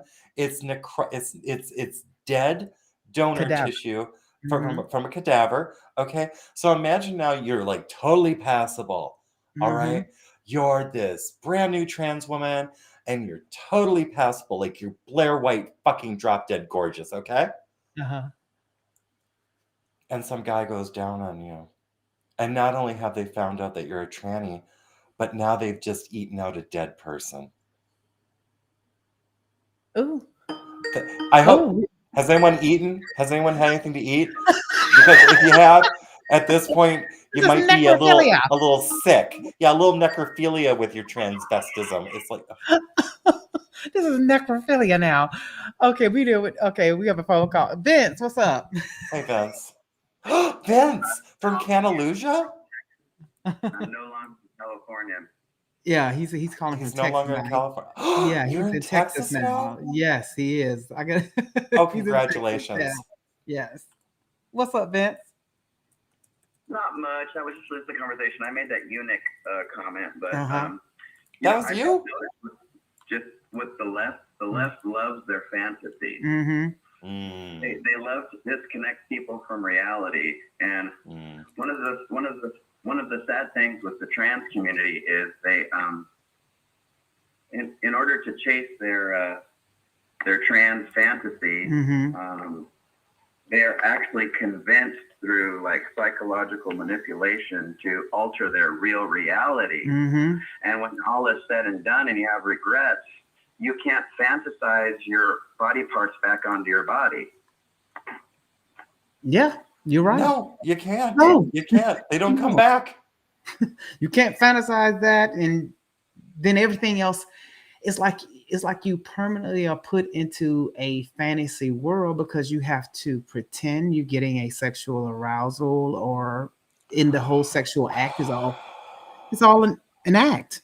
And it's like, I mean, it's just cruel, it's just sad, and it's like the way they're pushing this out here, and these people that are so impressionable about it, and they think that, oh yeah, let's just go do this, and you're doing it, and the people that are doing it to you know better. I really do. But at this point, I believe they all know. I'm not even gonna sit here and act like that. None of these doctors are oblivious to the effects of what this is going to actually do to the individual, but they're going to make a lot of money off that person. I don't think they all And know. then we hear the same, and then I'm gonna go straight to this when it comes to this trans lives matter bullshit. Because if trans lives really mattered, if that really mattered, they wouldn't be pushing this detransitioning thing, because we know what happens to a lot of people that do that, because a lot of them go crazy. They're so unhappy. It's terrible. No, you're not thinking about their lives, because it ruins their lives. Everyone you see that says, I have really messed up, I'm a permanent medical, a slave to the medical industry for the rest of my life. For the rest of your life. Yeah. So it's crimes against humanity. That's exactly what this is. Just like Melanin Abundant said, it's crimes against humanity. That's what this is. I mean, this is what it comes down to. It's sorry, Vince. I'm sorry. Go on. I think they need to change their logo from a fist in the air to a brain in the air, because a lot of this mental illness. Yeah. I don't disagree with you. I don't know exactly what you mean, but I don't disagree with the premise. Well, of what you're saying. he's basically saying that, just when you started going in, when you were looking, let me go ahead and pull this back up, when you was looking fabulous. Oh, when you was looking fat, but let me pull this back up. When you went in with this, I know. They should have been able to counsel you and say, and find out, wait a minute, something, I think you're a little misguided, and pull you into another direction, as opposed to encouraging you and affirming you to go this far with this, and so they didn't, so it's, and that's where, Anyway, that was my 2 cents. Thank Great you. show. Thank you. I'm actually 2 hours ahead now, so I can watch you. Oh, wow. I think we're good. Great. Thank you, Vince, for calling in. Thank you Thanks, so much. Vince. God bless. Bye-bye. Bye-bye. We having a lot of, we have a lot, we have to laugh about this to keep from crying, and therefore, but we know God is always in control, and and Kevin has a strong relationship with God, and God is here, with him, and giving him the strength to make him stronger. And Andrea's Flowers put in here, I love your guest's demeanor and sweet and yet funny. Please let her know humor is the best medicine. And thank you for your strength and courage and full honesty. And that's just true. It's great that, we when we do this with the humor, we add the humor to it because we want, not because it's not a laughing matter, but we have to try to make sure that people can stay involved in, follow this along, but understand that this is not a joke. It is sad what is being pushed, and that's the reason we're doing this in this format, so people can learn, get the necessary information to make an informed decision, because they're not giving them that. And it's an evil group of doctors and government and elites that are pushing this type of demonic and population control agenda with this, because you would think that trans people are 1/3 of America, 1/3 of the world, the way they act, like this is everywhere, and it's not. It's a propaganda that they're pushing. They're pushing is an agenda behind it. There is some sort of agenda behind it. And I have to say, for anyone, okay, granted, yeah, we are laughing, we're having fun and everything like that. I will be honest with you, I have bawled my eyes out over this. I have fucking screamed. I have clenched, like my nails. I've I sometimes I sit here like this, you guys may not know it, but my nails are actually digging into my elbow area as this is going on. Yeah, I'm keeping a really good presence and stuff like that, because I'll be honest with you, I'm doing it so you feel comfortable asking me questions. Do not think for a moment I'm not going through hell while doing this. I have a message I want to get out, and I want parents to understand that if they decide to do this to their kids, they might be really fucking their kids' lives up. Yes. So while we're having fun and while we're laughing and everything like that, also, just know this is a really fucked up place to be. And I don't want to let you guys know what's actually going on in my mind. I'm going to answer your questions. And I want more questions, and don't let what I just told you stop you from asking questions, because these questions need to be asked. So please continue. Yeah. And, and that's why, even when, when you and I have had talks offline and everything, that's why I say, if you ever going through something and you need to just talk and you need somebody, I'm here, call me, because I know it, I pray for you. I keep you in my prayers, because I know this has to be just an enormous thing to have to deal with on a daily basis, and it goes nowhere. If you have a call coming in, okay, we have a caller. Who's calling? Hey, Queen, what's up? What's up? Hey, Queen Peckwood. Haven't heard you in a hot minute. I don't understand something. What's up? Okay, so you can transition into a woman. Why not really transition back into a man?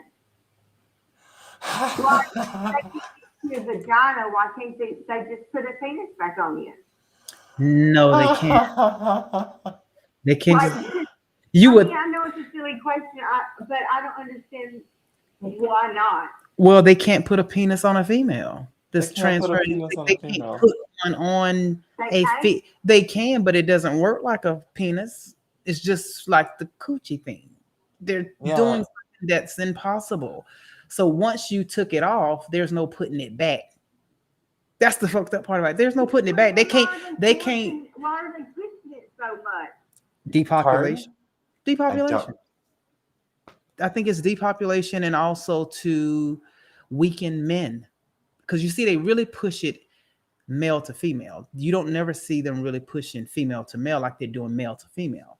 Every time you know, so I think it's another way to, because everything from the gay agenda and all this feminization of men and telling men, there's a such thing as they made up this term toxic masculinity, just to weaken men. They want men to be weak. Being masculine is toxic bullshit, but this is it's I think it's all in the agenda. Weaken men, destroy the family. It's Yeah. all it all works together. Depopulate it works together. It's all connected. And it's and on top of it all, it's all satanic. Well, as much as science is Mhm. still along, Mm-hmm. You say what? you would think they could make a penis. No, they can make a penis. They do make it. They do make a penis, Okay. But the penis is It just like the doesn't coo. work. It's just like the coochie. It's just there. It doesn't do Where- anything. Where And are the- they going to get the flesh from? I don't want to be cut up more. I mean, Yeah. have you seen what they do to females when they make the genitalia? They go and they remove like Part of their they part of remove their like muscle and flesh from their arms and leave their arms looking like they've been eaten away with necrotic. I mean, with like gangrene is what it looks like. It looks like they had a gangrene infection on their arm. It's Mhm. like it's oh my god, it's like, and I certainly don't want some dead person's I want some dead dick. Oh my god. So, Here. Well, what, and and the thing is, the dick that they put on does not work like a man's dick. They have to like pump it to get it up, and then they have to, I think, tie it off or something. And it's just, like someone put it, you just better off getting a strap on. That's what they for. That's what they make the strap on for. Shit.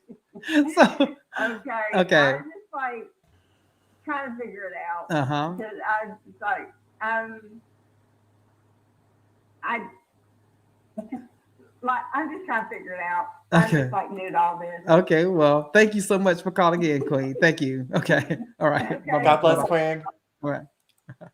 Axel, may I take a cigarette break? Yes, go ahead. Go right ahead. I'm gonna bring Kiki in, and you go take a break, and we'll just chat it up till you get back. All right, Okay. I'll be right back. All righty, Kiki. I'm so glad you came in just in time. Kiki, are you there? Just in time. Yeah. Just in time. You came in just in time. The show is going along really well. Yeah, I was actually making a post for TikTok to let people know that you are live over here. And when he gets back, I want to make sure that he knows that's where like the kids are that really need this information. Because I am going to cut up pieces and put this up. Because tonight I'm gonna work on some things and make my debut on there. More of a debut, basically on there. Cool. I mean, the thing, I just been watching it, just trying to make sure how I'm gonna come on to see. But they mess with everybody on there when you're telling the truth anyway. So about anything. Well, they have these, how people go live and the host will pose a topic and people will join on to the conversation. And, our government is paying content creators, or there's like these small organizations too that pay content creators and they make it look like it's organic. And a lot of these people are young and they really do think they're probably spreading some medical information. Because that's how dumb they are. They believe in medical information and they're kids and they don't know no better, right? And so I would just really love to see him join a lot of those conversations, because when I said things like, I talked about these botched surgeries, these kids were like, that's rare. There's no, like, in their minds, they truly believe that you can go and purchase a penis. And it's like, now let's think this through. ma'am, no, that's not what you're gonna get. No, it is. Or like because these were girls who Uh-huh. she says, well, I'm not a girl. Well, you sound like a girl. What are you? I'm a we. Well, do you have an Adam's apple? And there was three of these girls on there, and I Mm-hmm. asked, "Do you have an Adam's apple?" And it was you could hear pin drop, quiet. Okay, so then Oh, you are a girl, problem solved. See, that's your problem. And there are so yeah. many more important things to worry about in the world. But see, this is why I asked about the drugs and the psychiatrist, and it because I just have a sneaking suspicion that they are Mm-hmm. taking advantage of people who are well-meaning and going to get help for depression or whatever issues that they're dealing with. And then once they get them in there, they are basically upselling. You know what? That's what it. You know what? I believe that you're onto something there because it's an upsell to go into this because they're going to make a lot of money off you if they get you to go down this road, and they're going to see you have multiple visits with you. So I believe you're right with that. You're onto this that they're going to do an upsell. When you're going in there for other things, and somehow they weasel their way over to you.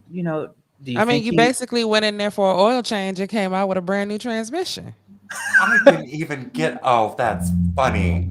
That's funny. Have you seen my avatar? It's a Dark Tranny. It's a transmission from some engine. That's what they.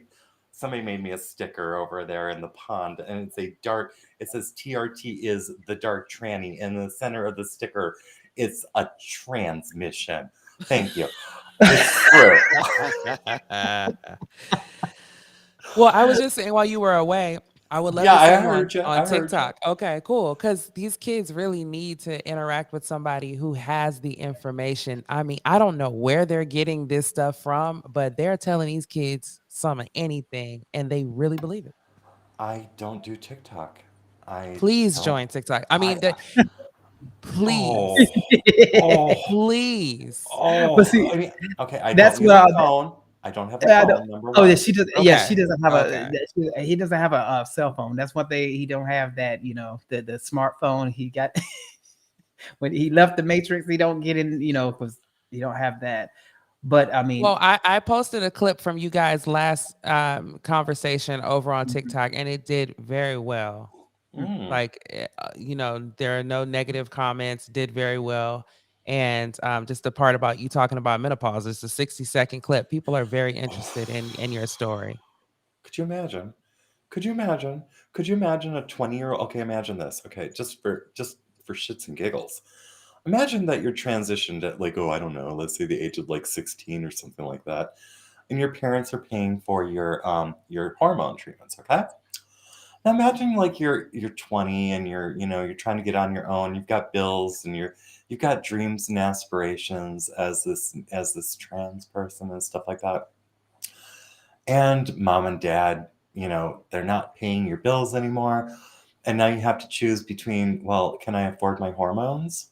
Or do I eat? Or do I pay my rent? Or what have you? And then it's like, oh, I'll just stop taking my hormones. And boom, you're having menopause in your 20s. And they're not discussing that. They have not put that in the brochure. That's not It's in the nowhere in the brochure. mainstream. I mean, you're the first person that I heard even discuss that side of it. You're only hearing the sales pitch to get people in the door, basically. Mm-hmm. yeah. Mm-hmm. And I'm wondering, once you started taking estrogen, and of course you have the people around you that are affirming the change, if that contributed to you feeling like wanting to get rid of Kevin, did that make you even more as this process was going on? Do you increasingly start to feel more like, yeah, I am in the wrong body? Do you enjoy compliments? Absolutely. There you go. There you go. So they start affirming you with all these compliments to make you What was the phrase? Stunning, brave. Stunning and brave, really? yes.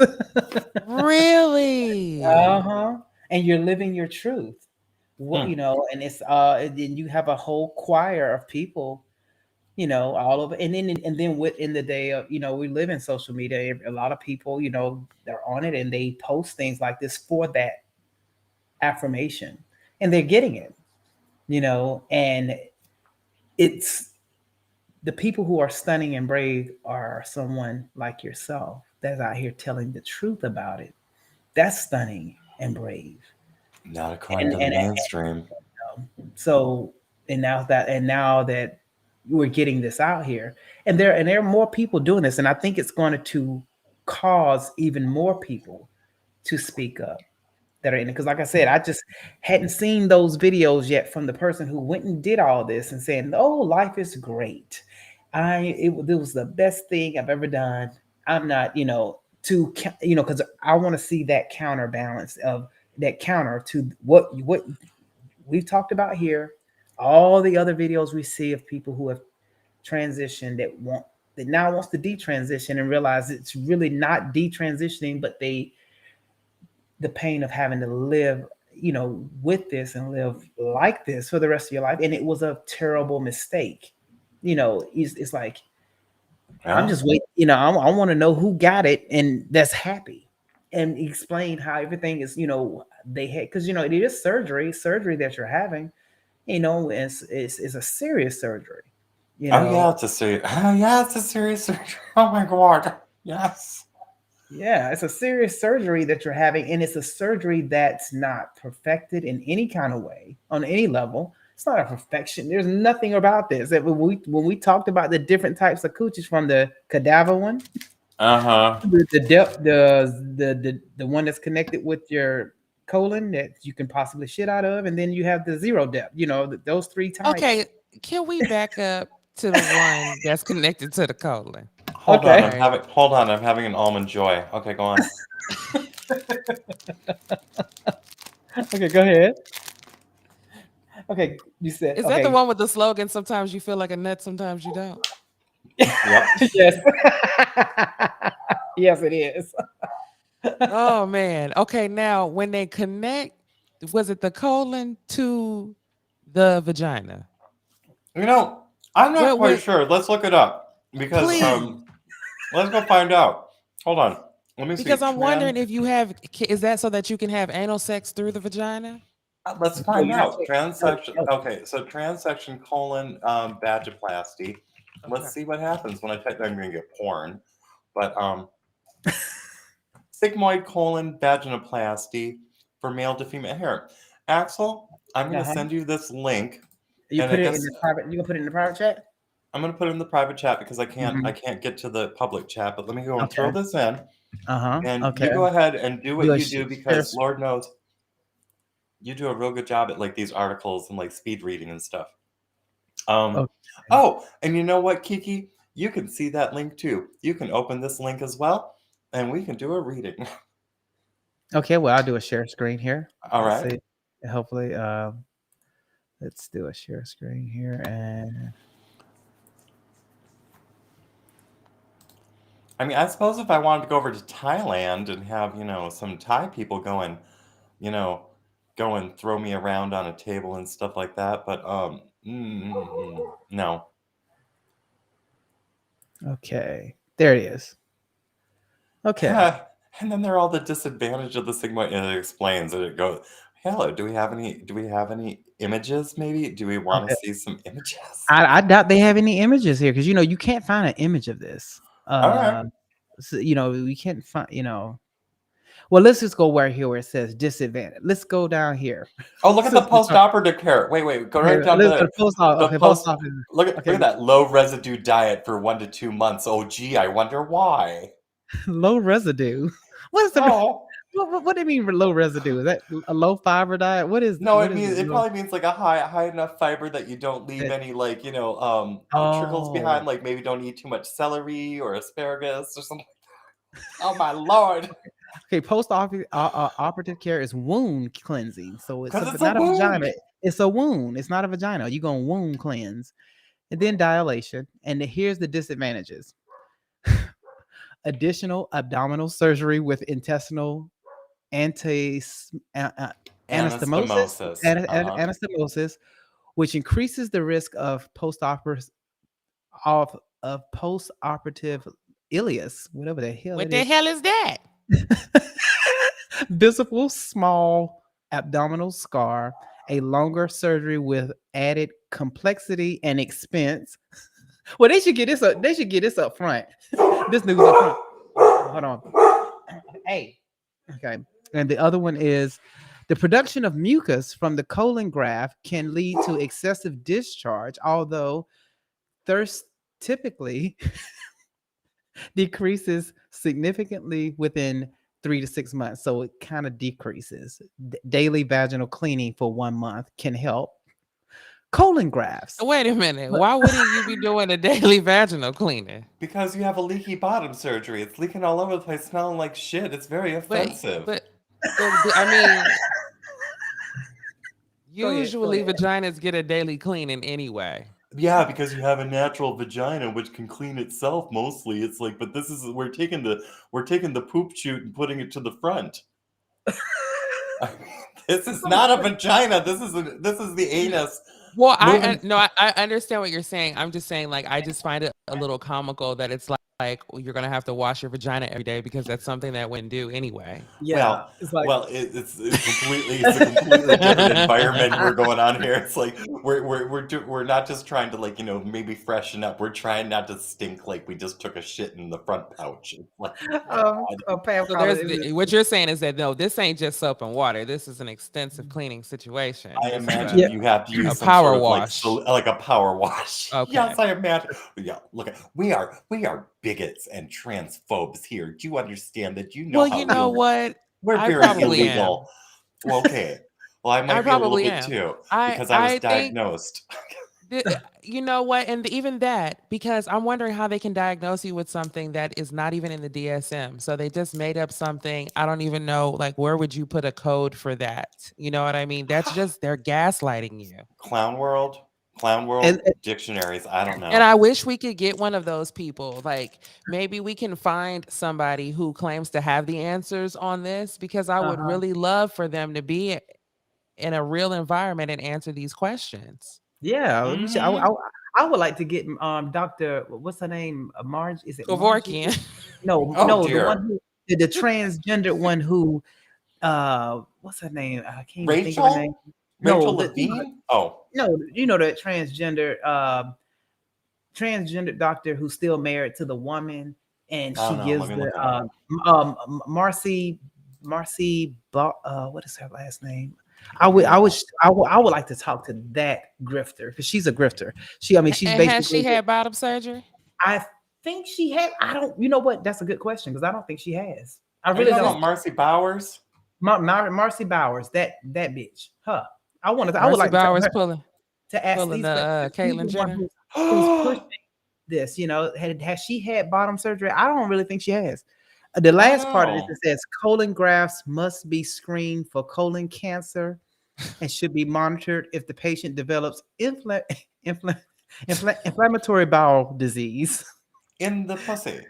And then here is the disadvantages of the Sigmund colon SRS. Oh, is that what they calling it? I thought it was a vagina.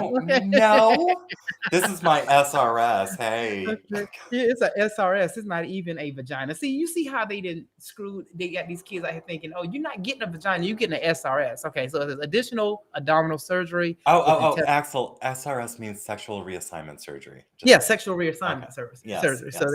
So they call it Sigmund colon sexual reassignment. So it's basically it's a Sigmund colon sexual reassignment surgery. So it's a colon surgery.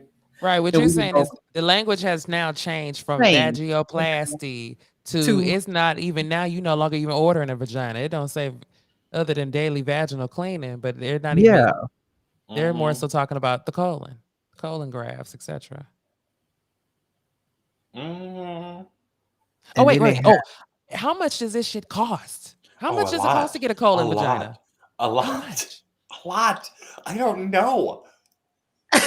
And that was part of the whole deal too. You think I want to spend fucking it costs tens of thousands of dollars just to do the hair removal on my face. Oh my That's not a brow. I didn't have a brow shave. I didn't have a trach shave. I didn't have my jaw busted.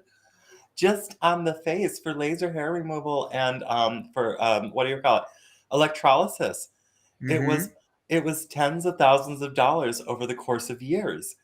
And then there was the Botox, and that wore off. And now my Botox is like worn off, and I'm like, okay, fuck it. You know, it's like, I'm going to go back to being a dude anyway. So it's like, fuck the Botox, you know, because why the fuck should I keep on putting Botox in my face? Well, the women, we need to know how much these vaginas actually, Well, like down to the dollar amount. Yeah, I'm looking it up right now. I'm trying to see how much. Because It we says need six to figures. we need to reappraise.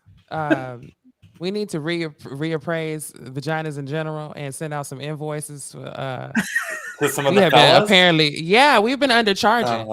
Because if you can, uh-huh. if you know what I'm saying, if it's 6 figures now for what was it, a colon SRS? Let's see, how much does a Thailand sex change for vaginoplasty cost? Let's see, how much does a sex change operation cost in Thailand? $42,825.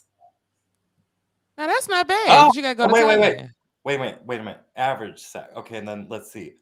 Oh, and then the maximum cost is $84,250. So about a Tesla. In Thailand. What about here in the United?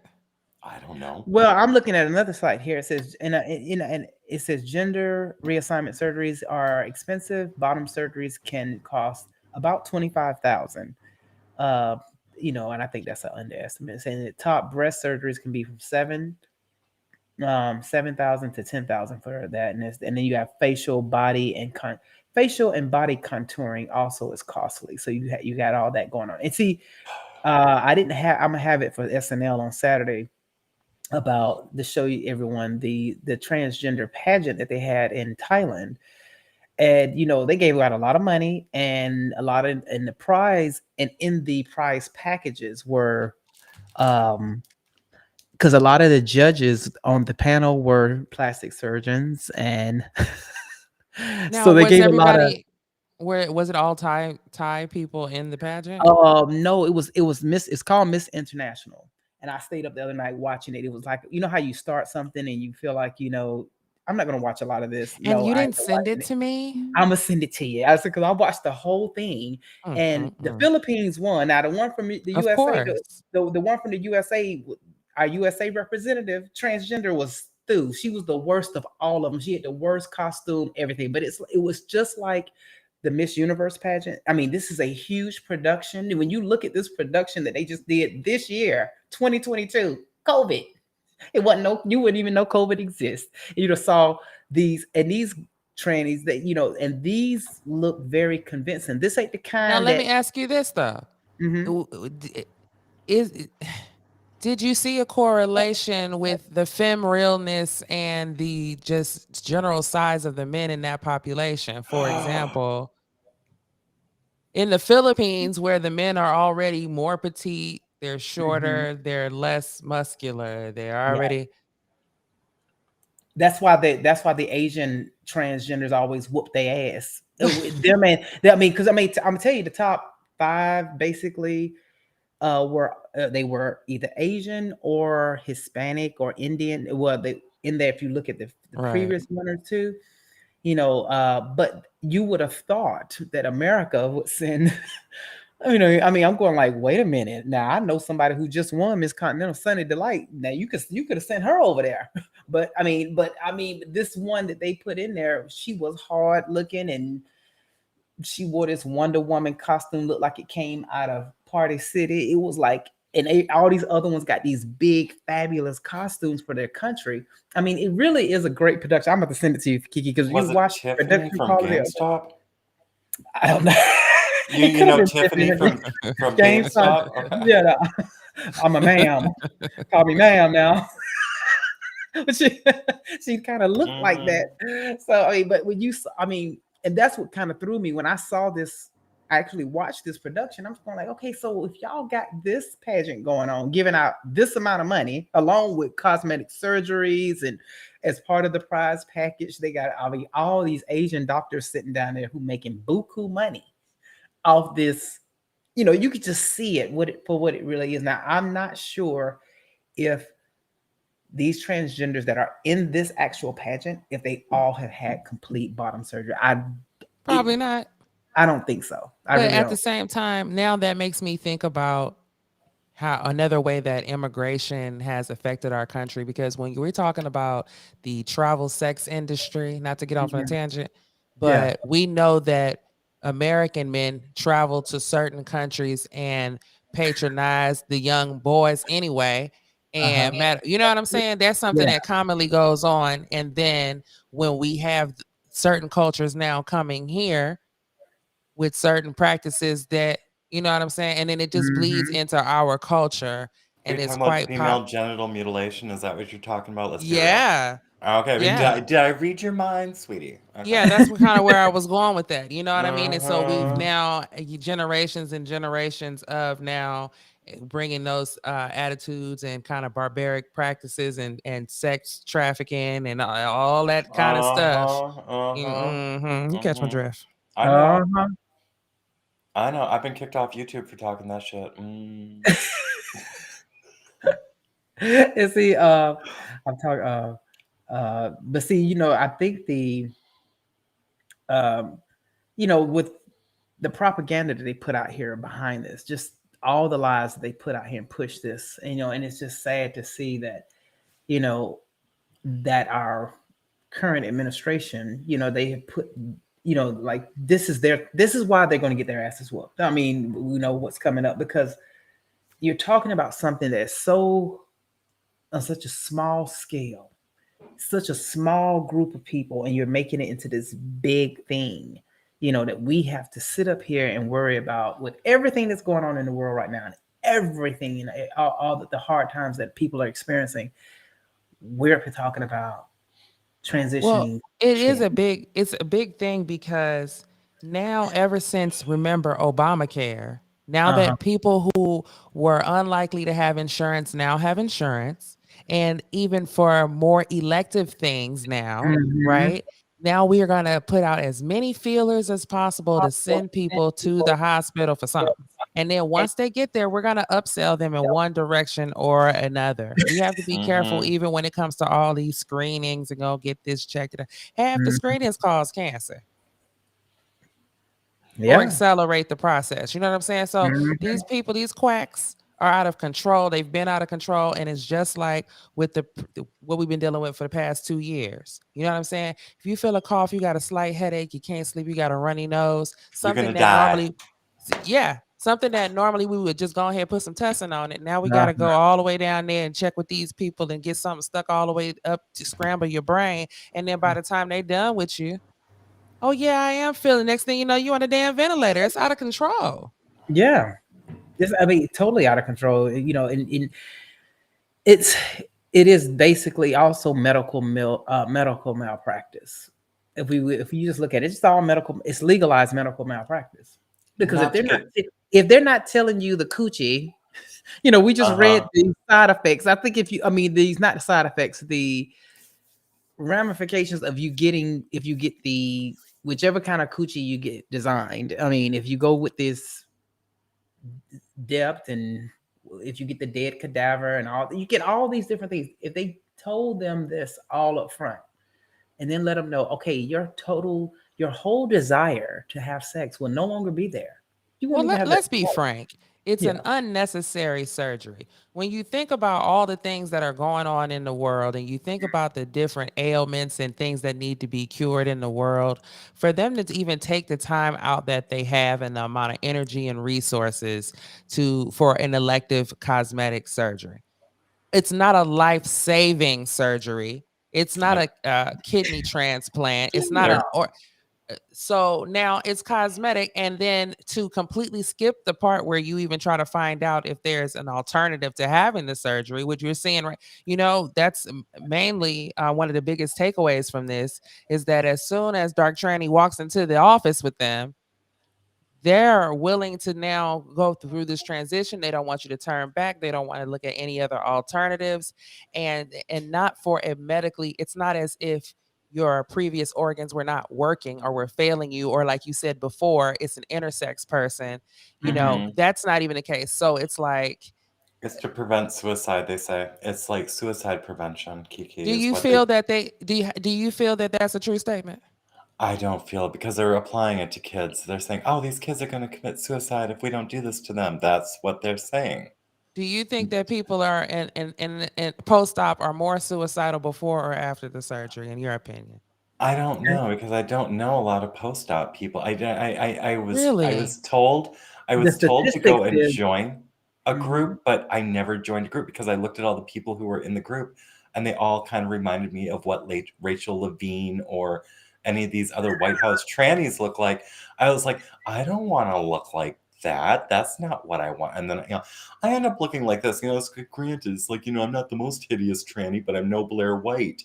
It's like, but I didn't want to hang out with a bunch of dudes who were like, it was like more than apparent that they were doing it for the fetishism aspect. And you could tell by the way that they like minced around in their actions and stuff like that. It's like, this is not feminine. This is like a stereotype of like the worst parts of feminism or femininity. It's I was like it's almost like they're ugh. mocking. It's almost like they're mocking Yeah. you, mocking women with that. With Yeah. the especially that Dylan Mulvaney that they just pulled. Oh. That was I said that wasn't even trans. That was like a transvestite, somebody who likes to play dress up because he wasn't really. And that's why I've said I'm gonna show the Miss International when you get to see these very convincing looking transgenders. And I'm gonna show it for two reasons, so y'all can understand about these switcheroos out there in Hollywood. That a lot of them probably still got their bottoms. They didn't get bottom surgery either. But needless to say, when you look at the trans that are in Miss International, they all look very, very convincing, and you never see the White House or anyone put that kind up there. They always showing you something crazy, something that you can clock right off the bat, you know, and they're out here telling people to, okay, this is what we're gonna say. Rachel Levine, this is a woman. No, Rachel Levine looks like a man. Yeah, there's nothing about her, about him that it almost like a joke, like he playing a joke on us. Like, okay, this is no, it ain't. I call him Jabba. Well, He's Jabba the Hutt. As a woman, it certainly does. For me personally, I know a lot of women that don't feel this way, but for me, it does very much feel insulting. It does very much seem like, wow. And first of all, it doesn't shock me because I think this is the way most men or a lot of men view women anyway, as a skirt and tits anyhow. So it's like, no, wait, I'm something different, because I'm a woman. I'm not like the rest of these men. And it's just like, but sir, you think that a dress makes you a woman, and there's no difference. That's exactly how they think about us. When the reality is that we don't put forth a lot of effort into having a feminine voice or prancing around. In fact, the more feminine you are in certain arenas can make it more dangerous for you. And then you have the people who are transitioning or have transitioned who say, well, it's unsafe for trans women in back alleys in the middle of the night. And it's like, well, welcome to womanhood. And what the fuck are you doing in a back alley in the middle of the night? There's only one reason why I ever went to a back alley in the middle of the night was to do no good. I mean, right. Just saying. But it's like, so then to say that, so now it's like, well, hey, I'm being abused more and I'm getting taken advantage of and people are beating me up now that I've transitioned. Is it because you transitioned or is it because you're a woman? Because welcome to womanhood. That's what happens to all women who are in the middle of the night wandering around places. And now you got to be careful with, what men you interact with because they can go from your lover to your predator. See, this is girl problems that we already are aware of. And so it's very reductive, and it's not, I don't think people trying to be mean to people who are transitioning and all that, but it's like, look at how our schools are willing to discuss all these different configurations of gender, but they still haven't even taught boys a menstrual cycle. Guys still think they can get a girl pregnant any day of the month. They still they can have sex with a girl. She can call him in 24 hours and say, I think I'm pregnant. And he will believe her because they don't know anything about that they only have a certain time when they can do that. Exactly. Now we have a caller here. Sonia, what's up? Hi, Sonia. Hey, how are you? Fine. How are you? Welcome. Hi. Nice to hear the convo on the phone too. Oh my goodness. I wanted to talk about the medical aspect because I thought that was so important and what Kiki was highlighting. Hello, everybody. Hello. Yeah, I don't trust the medical community anymore. And I think aside from the whole trans issue, there's a lot to be concerned with because they are quick to push pills and quick to push putting you under for any little thing. And if you're not the type of person, I think, already who takes a step back, wants to sit on things and do the wait and see approach, which is how I am, I can see how this can happen. It's like a snowball effect. Yeah. When I take my son to the dentist and they tell me his tooth is loose and they want me to schedule a time to come in so they could pull it, I don't go back. I just have him eat some extra apples that week or something because I know it's gonna fall out on its own. They'll say, "Oh, we're concerned about this or that or whatever. You might need to, get an MRI." And I think at that time he was still a toddler, so for them to do an MRI, he needed to be sedated. And I said, "No, I want to wait and see." I think I had just given birth. My son was only a day old, and they came in there wanting to give him an HPV vaccine or something to that effect. I don't know what it was. And I said, "No, thank you." How old? So How old? the point is that this wouldn't even be happening if they weren't willing participants in the form of these parents. You're right. You're right. I've got a question. How old was your child when they offered an HPV vaccine? I don't know what vaccine it was, so I'm not sure, but he was only a day old when they came in there and they wanted to give him a vaccine.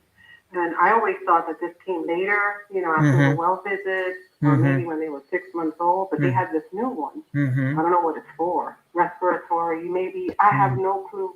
But they wanted to do it right there in the hospital while we were still admitted. And I said, no, I think I want to think about that. I know they were taking his blood and doing all these other little tests. Another thing they like to do, and to each his own, but I didn't know anything about breastfeeding until I actually had my son, so I had no clue that people were even still doing it, But there was this lady there, she was a lactation consultant, and she was educating us all on it, and I thought, okay, I'll give this a try. But the hospitals really don't encourage it, at least not at that time. They want to give the baby formula from the moment they're pushed out. And they also do all these little things to the baby. They take the baby away, they give them this bath, and they put all this other stuff. They squirt things in their eye. I mean, it's just like a million things that they do that it's all really separates you from like the natural process of things. So I already had a bad taste in my mouth from that experience. And you have to think. Little by little, I just started seeing how, they're always pushing you to do something that you don't really need to do. Absolutely. Because I mean, it must be something that's upping the tab. Because it's not like they're doing it for free. Everything they do that runs the tab up. Yeah, but even pulling the tooth at the dentist, yeah, that's a service charge, right? Yeah. And it always falls out on its own. They wanted him to remove his adenoids because he had a little bit of congestion. And they said, they always want you to take out the tonsils and all this other stuff. And I'm looking through the pamphlets, and it says that by age 16, your adenoids eventually shrink or disappear. People don't really take out their tonsils anymore like they used to. It's kind of like not necessary anymore. Yeah, I remember they used to do that a lot. Some people. Yeah. There is wrong other things they suggest. And I'm a little bit torn about this situation because on the one hand, I say, I don't want the state telling me that I have to, let's say, gender affirm a child if they ever get that crazy idea in their head. But then if we tell the parents who are doing it that they can't, it's like a catch-22 because we're saying, don't take away my parental rights. Well, I think this is. I'm not going to go along with this. Yeah, and I think this is. The parents that do want to go along with it, you're kind of like intervening in that realm. Although I think that what they're doing is completely wrong, and it's not the common sense approach.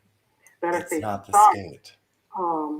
But we're still kind of like intervening, so I feel it's a little tricky to navigate that because I don't care what other people do, and I don't care who they do it with or how many times they do it.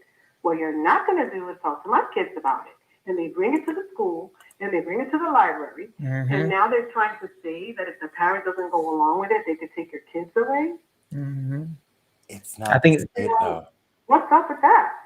And then, what's kind of weird, because I mean, when Kiki brought up the thing about Obamacare, you know, we all know Obamacare it wasn't good insurance. So you telling me, and someone put in the chat, so you telling me Obamacare won't pay for what she put in it won't pay, because it doesn't pay for a lot of things, but it'll pay for you to go get your dick cut off. She said she said the insurance. Yeah.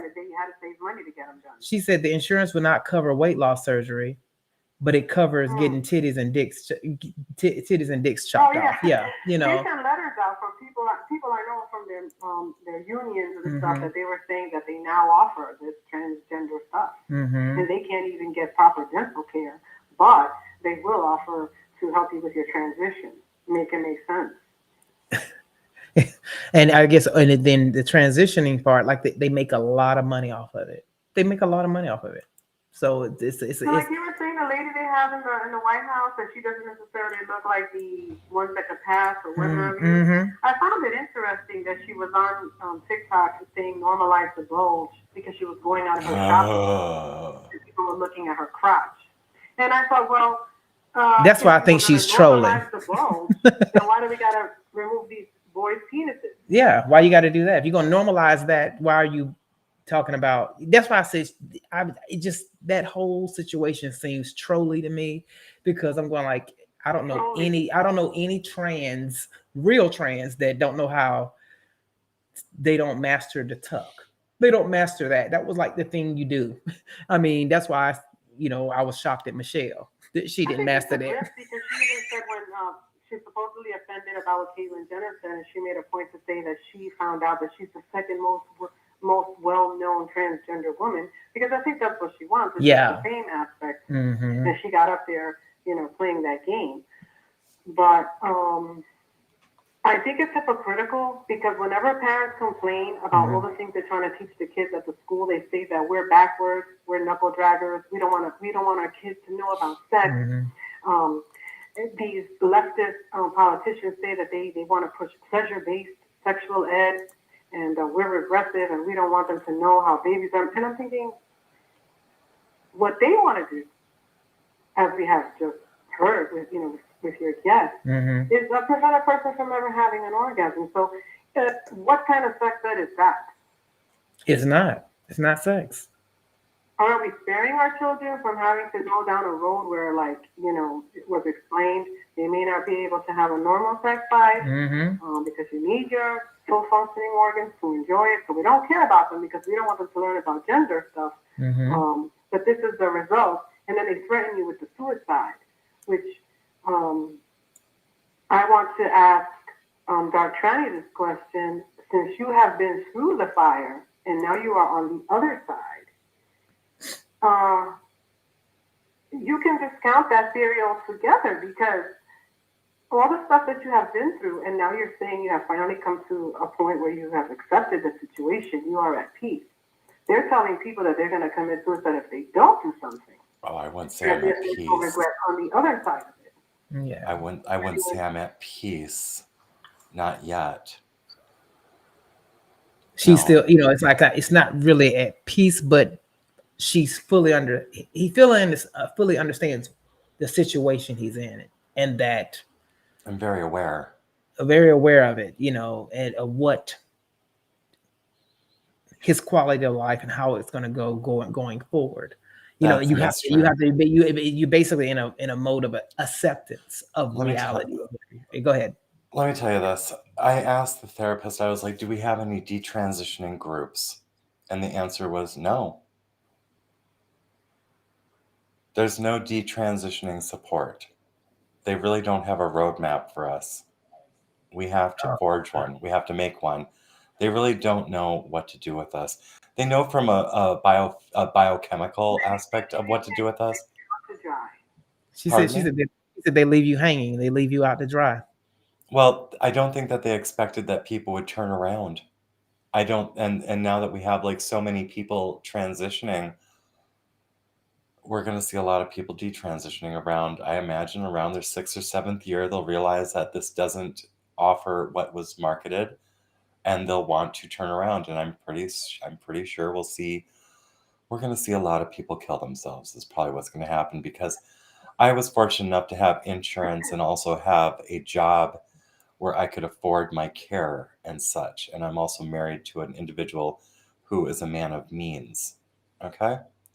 Not everyone has the blessings I do. So I can only imagine what my thought processes would be had I not had the benefit of the way I was brought up and the way I conducted business throughout my life, and my ability to save money and my ability to manage my finances. I know that in the community, in the Skittles Alphabet Rainbow community, you're hard pressed to find a queen out there who can go and live on their savings for years and incur the costs of this transformation. Yeah, because that was one of the questions. Someone said, what happens when you can't afford hormones? That's what, like, you got to have some type of means of money or something to even go down this road. Yeah. And I think that might be one of the reasons why they zeroed in on you and not turning back. I think that they're probably not selling as many of these surgeries as they had hoped. And when they come across somebody who they do believe has the means to go through with it, they want to get that experience. They want to have that person that's going to get, be basically a billboard for them. Yeah, well, now they've got the kids, and now we've got Dylan Mulvaney going and speaking to the president. You know how Biden loves to get out his pen and start signing executive orders? Mm-hmm. Watch him go and make some sort of, I don't know, incentive plan that the taxpayers will pay for to save the children from suicide through gender confusion. And something that that was mentioned during this, it was something about, I don't want the state telling me. I want to let you know, Florida currently is standing in the way of this whole trans youth care thing. It's not the state. It's the federal branch of the government under Title IX, which supersedes state law. It's not the state. It's the federal branch of the government which is doing this. Wow. This is big pharma at the end of the day. Mm-hmm. At the end of the day, yes. This is big pharma Yeah. at the end of the day. Yes. This is special lobbyists and special interest groups is what this is. Who funds the politicians and funds our government. They fund, the media and everything. The money. Follow the money. Is all about money. They're making money. And we have to figure out how the money connects to these schools, because the school is already mandating that the kids get Title IX. Go look it up. Go look up Title IX and everything it entails. Okay. Wow. Yeah. Well, thank you so much, Sonia, for calling in. It was great. Thank you so much, Sonia. God bless, Sonia. Okay, bye-bye. Bye, everyone. All right. We have another call in. Okay. Okay. Caller, you're on the line. What's your name and where are you calling from? Oh, hey, this is Tommy calling from Ringgold, Georgia. Hey, Tommy. On the border with Tennessee. Oh, what's up? Well, I just wanted to let you know I've been listening to you on Rumble, and that's very interesting. I've never heard about detransitioning, and I'm glad to know that you're presenting this information. And I just wanted to thank you for all your good work. I don't always get to listen to your show, but I get your emails and try to listen whenever I can. Well, thank you so much, and thank you for your support. I'm glad you called in, and hopefully you can catch me live again and call in anytime. Thank you so much. All right. Have a good night. You too. Thank you. Bye. Did Tommy have a question? No, he was just saying I guess calling in. He watches my content, so okay. You're on the Axetruth show. Hey, Mina, what's up? Hey, Ax. Hey, what's up? I think I'll get through. well, we a long call. It's Yeah. been great. Yes. It's been great. I wanted to direct my comment to Dark Tranny, Racist Tranny.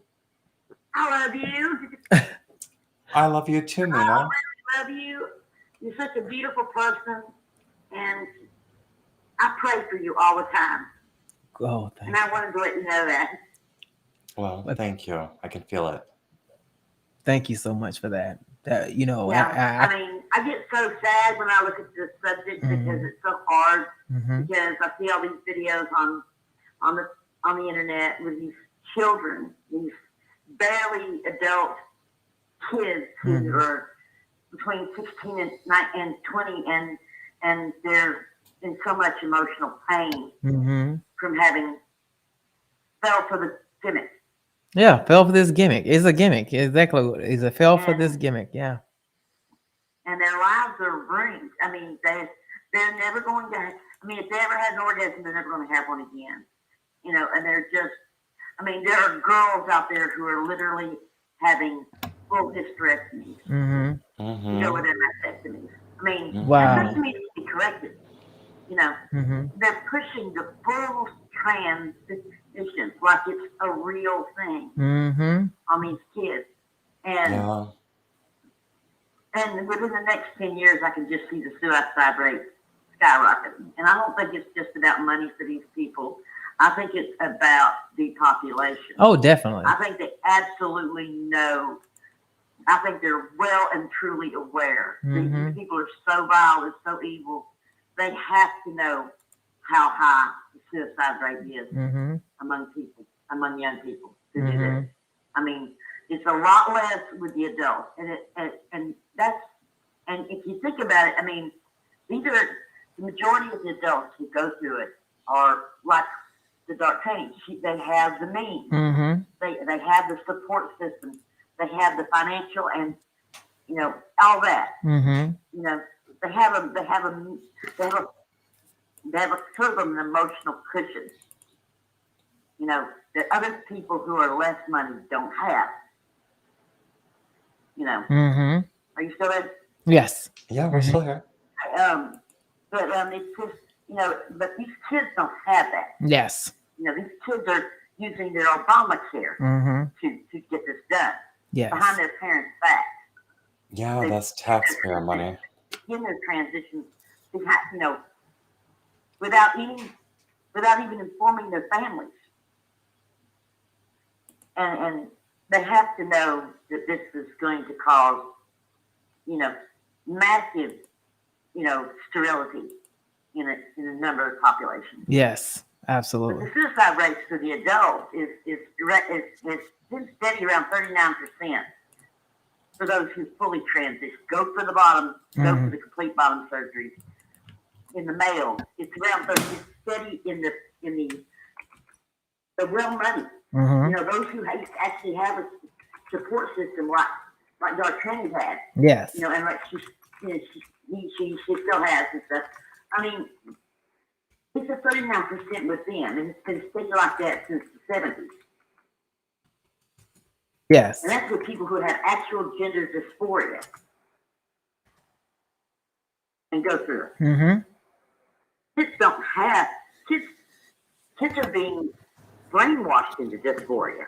Yeah, I think, you know, like that's what Kiki was saying. It's like So the suicide rates are going to be higher with them. There is an upset. Because they're expecting this to be a fix. Magic. That's going to fix them. That they're broken and they're going to fix them. And it's like, and how Kiki said, it's an upsell for them. It's all an upsell. You know, they're upselling to we can make some more money off this way if we get them to go this route. You know, and that's why I don't know who's worse. I don't know who's more evil: the doctors who are doing this, or the parents that are helping their kids transition. I think the doctor. I think that I would say the doctors are the real evil ones. The parents are maybe they're buying the propaganda. I'm thinking maybe they are brainwashed by it and thinking that this is a good thing. What you think? What do you think? Dark Tranny, what do you think? I say it's a mixed bag because some parents are doing it for social score, clicks and views. Some parents are doing it for dopamine hits because it makes them feel better because they're like, look at my. We see them in the news when they're like, look at my trans kid, look at my trans kid, and it's like they're attention-seeking Munchausen by proxy with their child. And then we also have the doctors who know that what they're doing. What? It's like legalizing Munchausen syndrome for parents. Yeah. We take their kids away and we lock them up. Yeah. Away from the youngest. Exactly. Most of the parents, though, I think fall under the It's the way they're targeting the youngest. Yes. Kids who who've never even had their first wet dream. Mm-hmm. You know, I'm going to be too graphic about it, but they're targeting little boys who've never gotten morning wood for the first time. Bless their hearts. I mean, there's just something so vicious about it, so underhanded and dastardly. I just don't got words to describe the evil of it. I get chills just thinking about what they're promising to these little boys who are going to lose so much. And these girls. And they're fucking with the human survival drive. Because our procreative drive is the only reason that we haven't wiped ourselves out. Yeah. It's the number one reason why, despite how great we are showing off each other in job loss and in massive numbers, we haven't made ourselves extinct. That's the only thing. Yeah. And this is, and it's a part, that's why I say it's part of this agenda. And it is it's, we talk about Luciferians here. This is that they pushing this, they're pushing it, and it's that depopulation. But in the meantime, that word birder. in the process of B-E-R-D-E-R. Birder. Yeah. B as in boy, E as in Edward, D as in dog, E as in Edward, R as in Ray. Birder. Because this is the epitome of what it means to me. Well, thank you so much. But I pray for you, Ash, and I pray for Dark Tranny. Thank you. What are you calling yourself now? I love you. Kevin. Figure out what to say. Kevin. His name, Kevin. That's his name, Kevin. Well, Kevin, I love you, and I want to pray for you. Thank you. Love you too, Mina. I was praying for you when you were Cassandra. I thought it was Cassandra. Yeah, it's gonna be sad to see her go, but I can't live her out anymore. Well, thank you so much. So you're always in my thoughts, and you're always in my prayers, both of you, and I love you very much. Love you too. Thank you. God bless, Mina. It's because my internet is down. I'm watching you on somebody else's phone while I'm calling you on my Obama phone. Oh, okay. Well, thank you so much, Mina. It's great. Yeah, I'm great. Glad you called in. Thank you so much. Okay. Bye-bye. Love you too. God bless. Axel, I want to say something about the parents. Wait, hold on. Let me put this. Okay, hold on. Okay, caller, hold on. I'm gonna put you on hold. We're gonna finish this thought, and then I'll bring you in. Go ahead. Many of the parents, from my point of view, they are falling under the same kind of condition that a lot of people who gender affirmed me were going through. It was a societal push and societal persuasion to gender affirm people. If people don't gender affirm their child, now it can be considered an illegal situation where it is considered child abuse for a parent to not gender affirm their child. So a parent has stuck with do I go and break a law and have my child taken away, or do I let them butcher my child and then at least I get to keep my child? Think about this from the way that it's being put into our society. It really puts parents in a very hard place because their children can be taken from them if they don't gender affirm their child. Wow. That's where we are. That's where we are. Absolutely. So we caller. Hey, Kim, what's up? Oh, hey, Kim.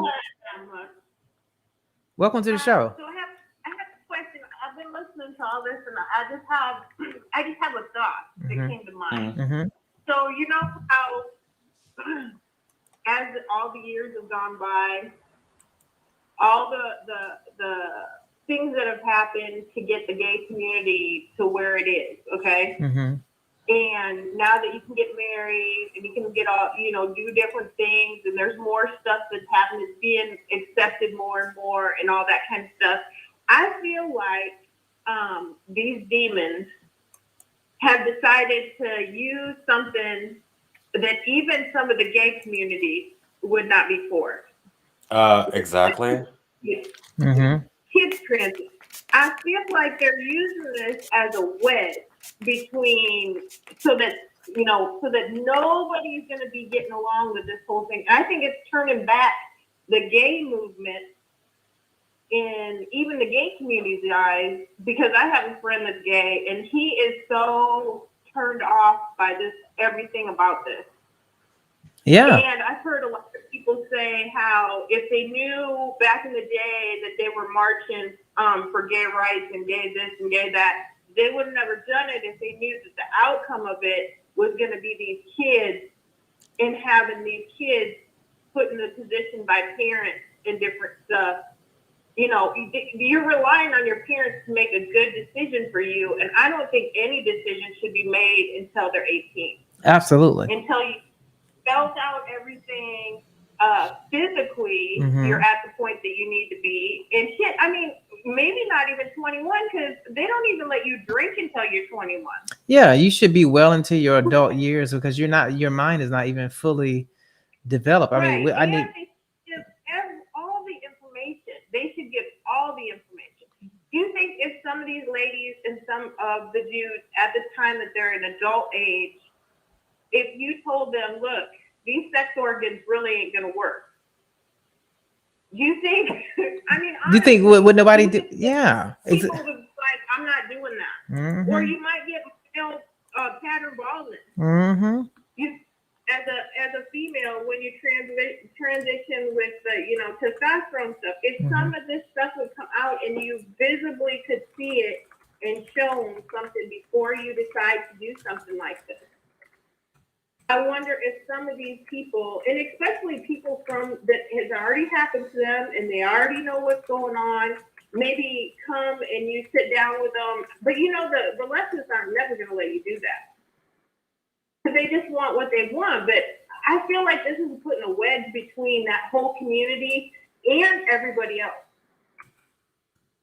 Because they're not down with the kid stuff. And you feel like you're getting pressed upon, you know what I mean? It's just another way to make everybody, volatile and not be able to come together on any other aspect that's going on. It's just like running cover for everything these people are trying to the globalists are trying to get away with. Mm-hmm. It's just another community that they've decided to screw with.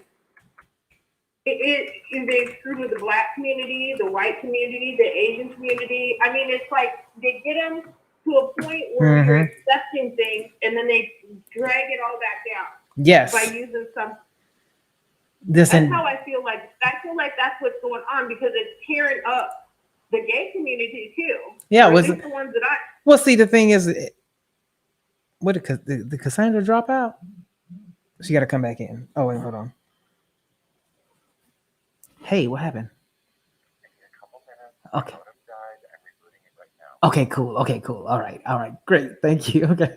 So her modem. All right. Thank you. 3 to 4 minutes. All right. Thank you. Okay, she'll be back. Her modem went out. It's coming back. It's rebooting. Yeah, I think and my co-host is back to Kiki because he's gonna help me close out from a clinical standpoint.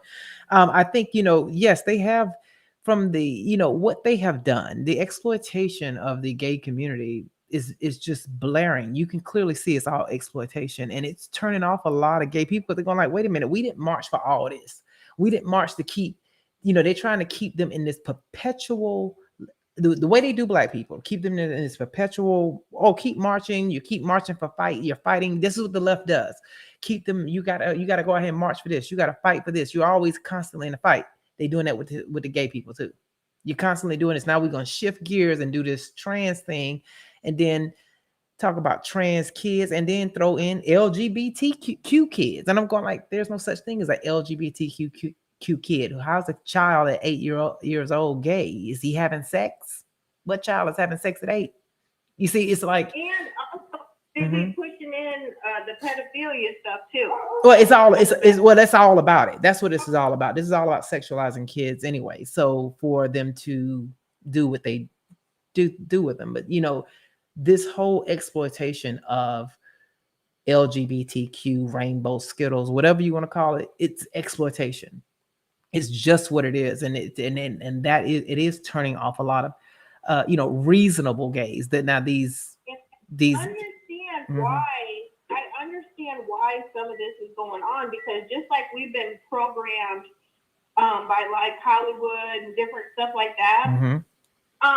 So is the gay community, because you see all these Hollywood stars all of a sudden everybody's kid's trans, Yeah. or everybody's gay, or I mean, you never saw that before. And it's almost like every prominent Hollywood person has to have at least one kid that's gay. Or trans. Or they're working them out in tutus and all this kind of stuff. And I think that they're getting paid for that because this is all like, it's all pre-planned or something. I feel like it is. Oh yeah, it is. I mean, Faith in God said, did you hear? The latest is that the trannies are now complaining about voter ID discrimination because most of their IDs don't match their gender. So, so here we go. You know, the hell. Doesn't matter. How does that matter when you walk in there? Yeah, exactly. What does that matter? You know, your sex doesn't match your. You know, show your ID with your name and make sure it matches your voter registration card. Just have a recent picture of them and what they look like now. Yeah. Just like the one that's in our government right now. You don't think that ID is what what it is what it is for? I don't get all this. Yeah. They're just making everything more complicated. Yes, they are. But thank you so much. Thank you, Kim, for calling in. It's all about an agenda there. It's calculated and it's coordinated. Thank you so much. Thank you for calling in. Thank you. Bye-bye. Kiki, what you think of that? Great points. I mean, ultimately, it really has more to do with money. I mean, depopulation is a huge factor, but pharma is like the only ones that even have the money to like really push these agendas like that anyway. And our children, the children keep the lights on. The children are experimented and exploited in so many ways. And I just think this is the physical manifestation of what school has been doing to children for decades now anyway, mentally. And this is just the final frontier. Exactly. Welcome back, welcome back, Kevin. So okay, so you need 1 minute. Okay. Yes, right. Kevin. Stevie wants to know if you're still going by she. I know you were talking before about being affirmed as a male and working on that process. What does detransitioning mean to you now, and where are you in that process? Well, I'll tell you, it was a hell of a trial going to male to female legally. And I don't know if I really want to go through the process of changing all my identification back over. So legally, I may stay Cassandra, but I'll go as Kevin. Because let me tell you something, becoming a new person with my history and everything, I've got over 50 years on this planet. That's a lot of paperwork. We're talking about marriage certificates. We're talking about mortgages. We're talking about finances. We're talking about all sorts of like records which need to be altered. And it was a nightmare going from Kevin to Cassandra. I don't know if I'm ready to do that kind of stuff like anytime too soon. But as far as like all intents and purposes of who I am identifying wise, I am Kevin. I am a biological male, even though I'm legally a female according to the law. Does that it? What? Oh, I was going to say, please. Yeah, I mean, yeah, that pretty much answers the question. I mean, is that something that you battle with when you look in the mirror? You know, you see Kevin the man. I see fat Kevin the man. I see fat Kevin the man with tits, wide hips, and a blown out badge. And I'll be right back. I'll be right back. Okay. Blown out badge. Kiki, I'm glad you're back to help with this. Because I think with you're being a trained, a clinical psychologist, and this, and that now that this is being promoted and pushed, like you said, that do the clinical psychologists who don't prescribe medicine,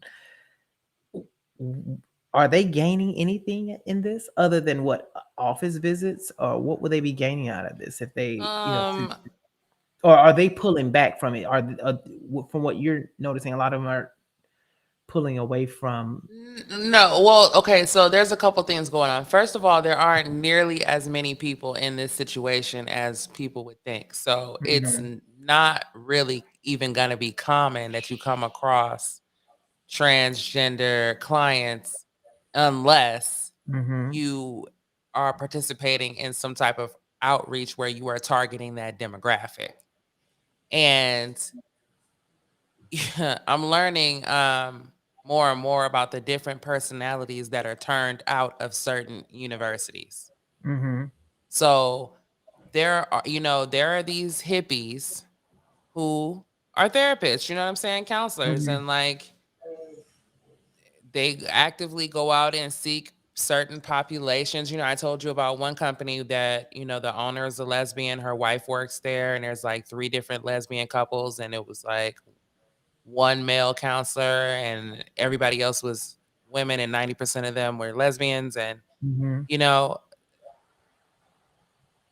so their lifestyle and their vantage point of how they see the world is what is informing how they handle clients more so than anything that's like rooted in any actual science, which is generally the case anyway when people go see counselors. And I don't think the general public is aware of that. That's why it's called a practice. And you should go and see more than one person or get a second opinion anytime you're allowing people to diagnose you, even if it's something that you would think is as simple as mental health. Oh, exactly. Okay, Cassandra, you're back. Hey, Kevin, you're back. Good. Okay. Okay. So I'm gonna let you and You know Kiki what? It's okay. hold it down for a second. I'll take a break. Yeah, y'all. Okay. Okay. I'm writing a quick note to Sandra Lee. I've considered this, but I'm not emotionally ready to take on that challenge at this time. That's it. I mean, really, like Sandra Lee was asking me if I wanted to start a detransitioning group, and it's like, yes, it's something I've considered, and also I need to get my house in order before I would even consider putting together a detransitioning group, because the last thing I would want to do is make a therapy group for me when I'm the one who actually needs the therapy first. So I'm not equipped at this time to start a detransitioning group. It would be it would not be a well orchestrated a venture at this time. But that doesn't mean it's not outside of the realm of possibility. It just means at this time, I will not be doing that. It may happen later. I need to get my house straight first. Maybe instead of like a therapy group, maybe even just a group chat or like a Facebook group or something where you can share experiences with other people um, who will be able to identify. Well, I don't do Facebook. Well, I me don't, either, but yeah. there might be other ways. I think where a lot of this starts is like the overuse, overproduction, over diagnosis, over, this mental health. 10 years ago, nobody was using that phrase. And the more therapists, the more mental health outreach, the more therapies, the more it seems to be that people are having more mental health issues. Like the problem is not getting any better. It seems to be getting worse the more they call it self-helping. Yeah, I've seen that. I have definitely seen that. Let's see. And we okay. That's Let's see. just Well, I guess we're reaching with the phone lines. We're busy. We had a lot of calls come in, and let's see. I guess we're at the close here. So Kevin can get to bed because he has a early morning with his show in the morning. Where can we find your show? Oh, it's here. Let me drop a linky, and I will show you. And by the way, let's see. It's Faith in God, thank you for the link. I have seen this interview with Blair White and this individual, and thank you for dropping that link.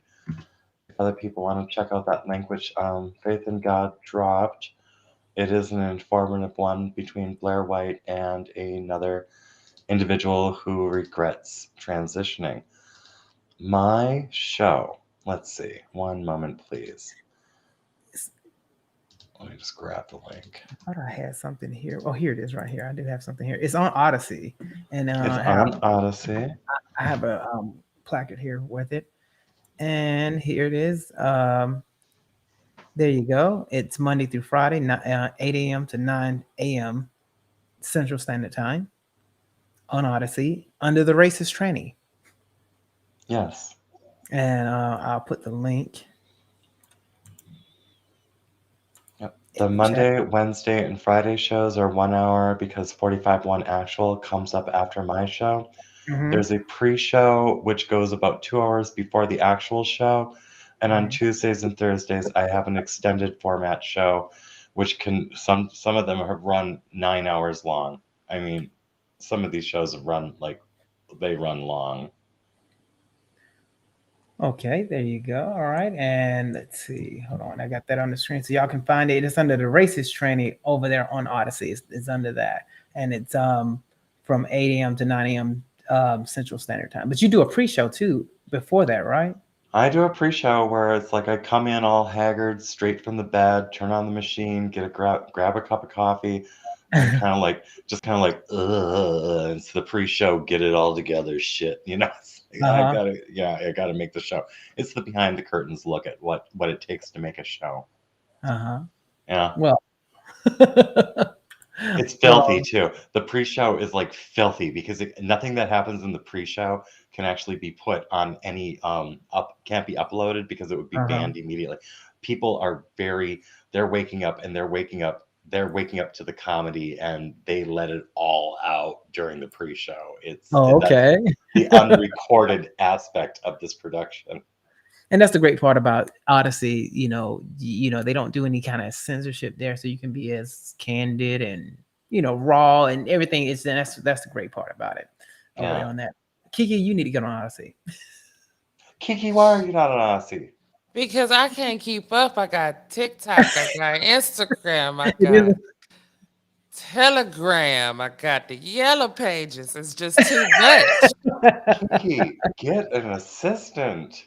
Oh my goodness. But you I do need an assistant. You're right. But Kiki, you manage a lot because have built that fabulous website too. Shout out your website for everyone to hear. KikiGalore.com. Yes, and it's fabulous how she created. She did it herself. She was doing it herself, and it's just I've seen it come along so well, really good. So I guess final thoughts here. Well, I just want to say you guys are the bomb. I'm a jump off and let you close out the show. I will definitely be tuning in over the Racist Tranny over on Odyssey as well. Axetruth, I love you very much, and I'm so proud of you. And you are an excellent interviewer. You have been just so professional. This information is so important to get out, and you guys have both done this in a very classy, tasteful way while still being engaging and entertaining. And I really think you should take this show on the road because the world needs to have this conversation, and it certainly it is important in so many different areas. The medical overreach is very important. The mental health, the unethical practices there, all of the physical and mental ramifications of making a decision like this. The information is not out there. And if you guys come up with some pictures, please send them to me because I want to see. I need to see what a cadaver coochie look like. I need to see what the colon, was it colon SMS? Yeah. I need to see. I got to see this. Look, I've been looking for it too. Yes. I wanted to see it. I was looking. I said I was Googling and going all over the place and different browsers saying, wait a minute, Google may not show it. Let me go try this other browser. Let me go to this one that doesn't, because Google is janky. They have that, censorship. So I got this other browser. It's called Free Speak. It's Free Spoke. I went there looking for it to see if there's a photograph, because you can get a photograph of every type of cosmetic surgery they're doing out here. We need to go undercover. Yeah. Like, can somebody volunteer to go undercover to like one of these offices and something and like really go through and see if we can get some pictures from a surgeon like before and after, like Project Veritas. I know who we can get. I know who we can get to do it. Who? Really? Steven Crowder.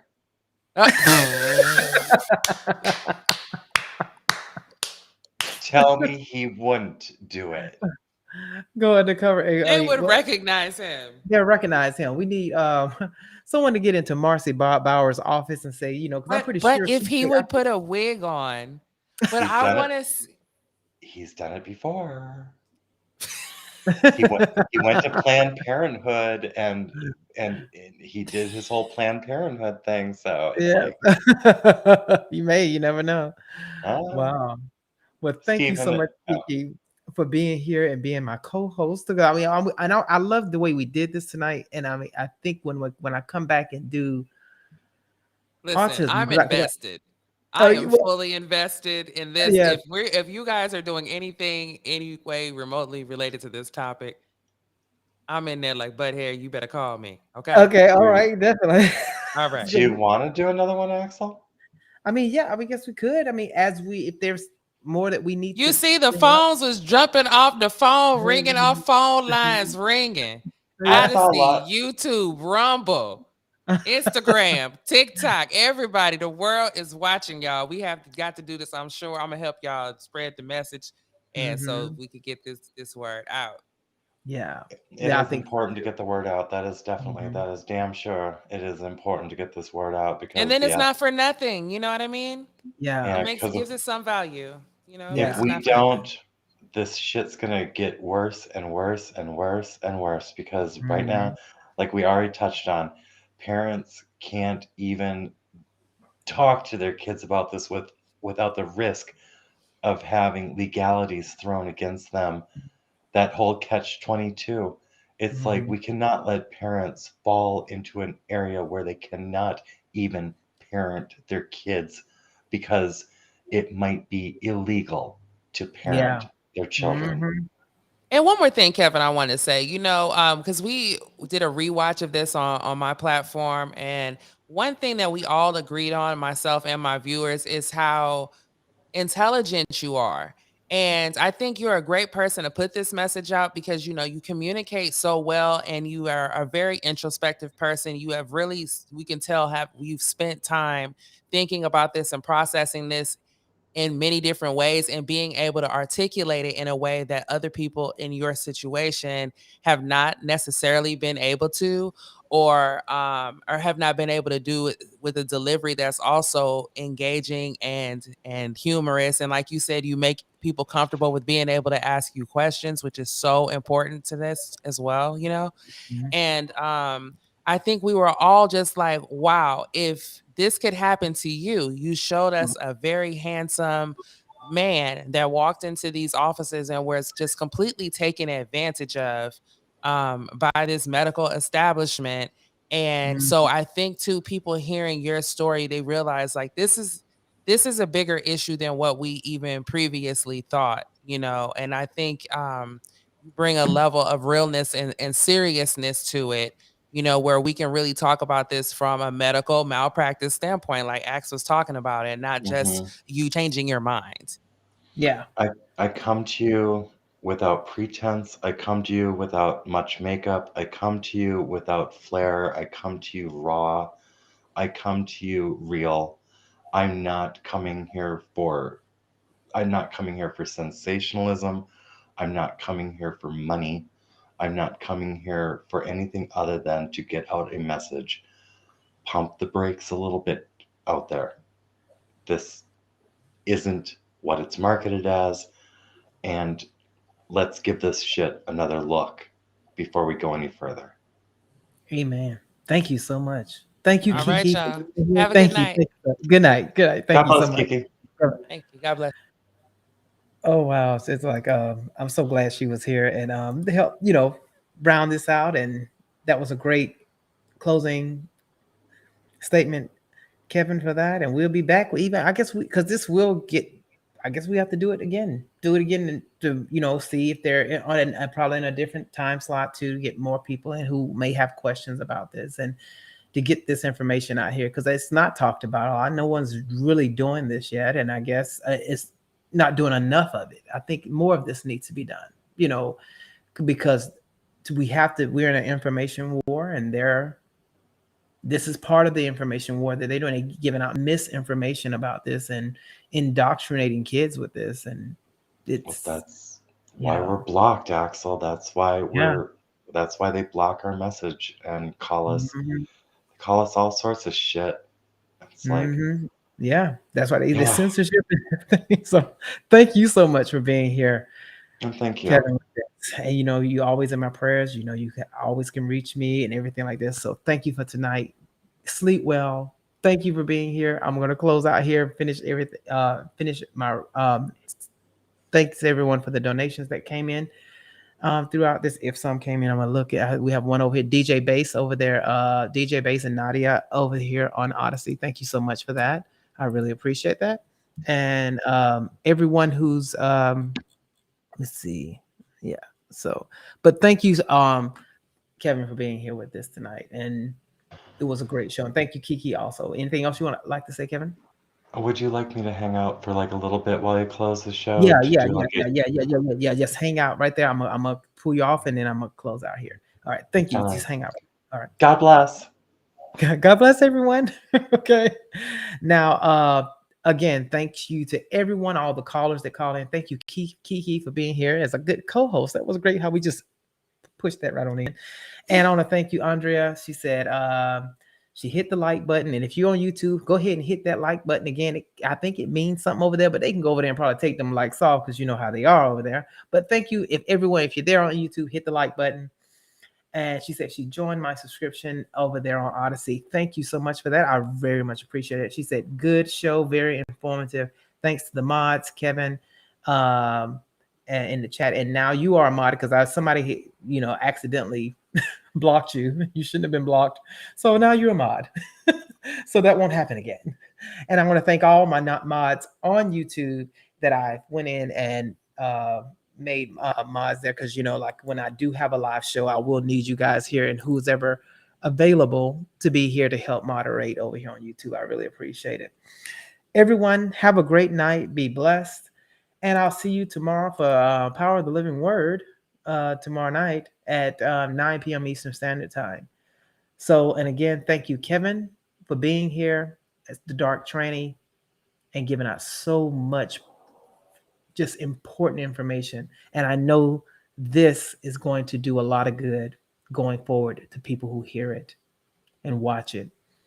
Pray for Kevin, pray for myself, pray for Kiki, pray for everyone because the devil is busy and the attacks will come because of something like this, because it's so true and it's the light of truth. And that's what they're trying to block from everywhere. There's just the light comes from God, and that's what they're doing. This is there. So I'm expecting more spiritual these attacks. But everyone, have a great night. Love you all. Take care. Good night, everyone.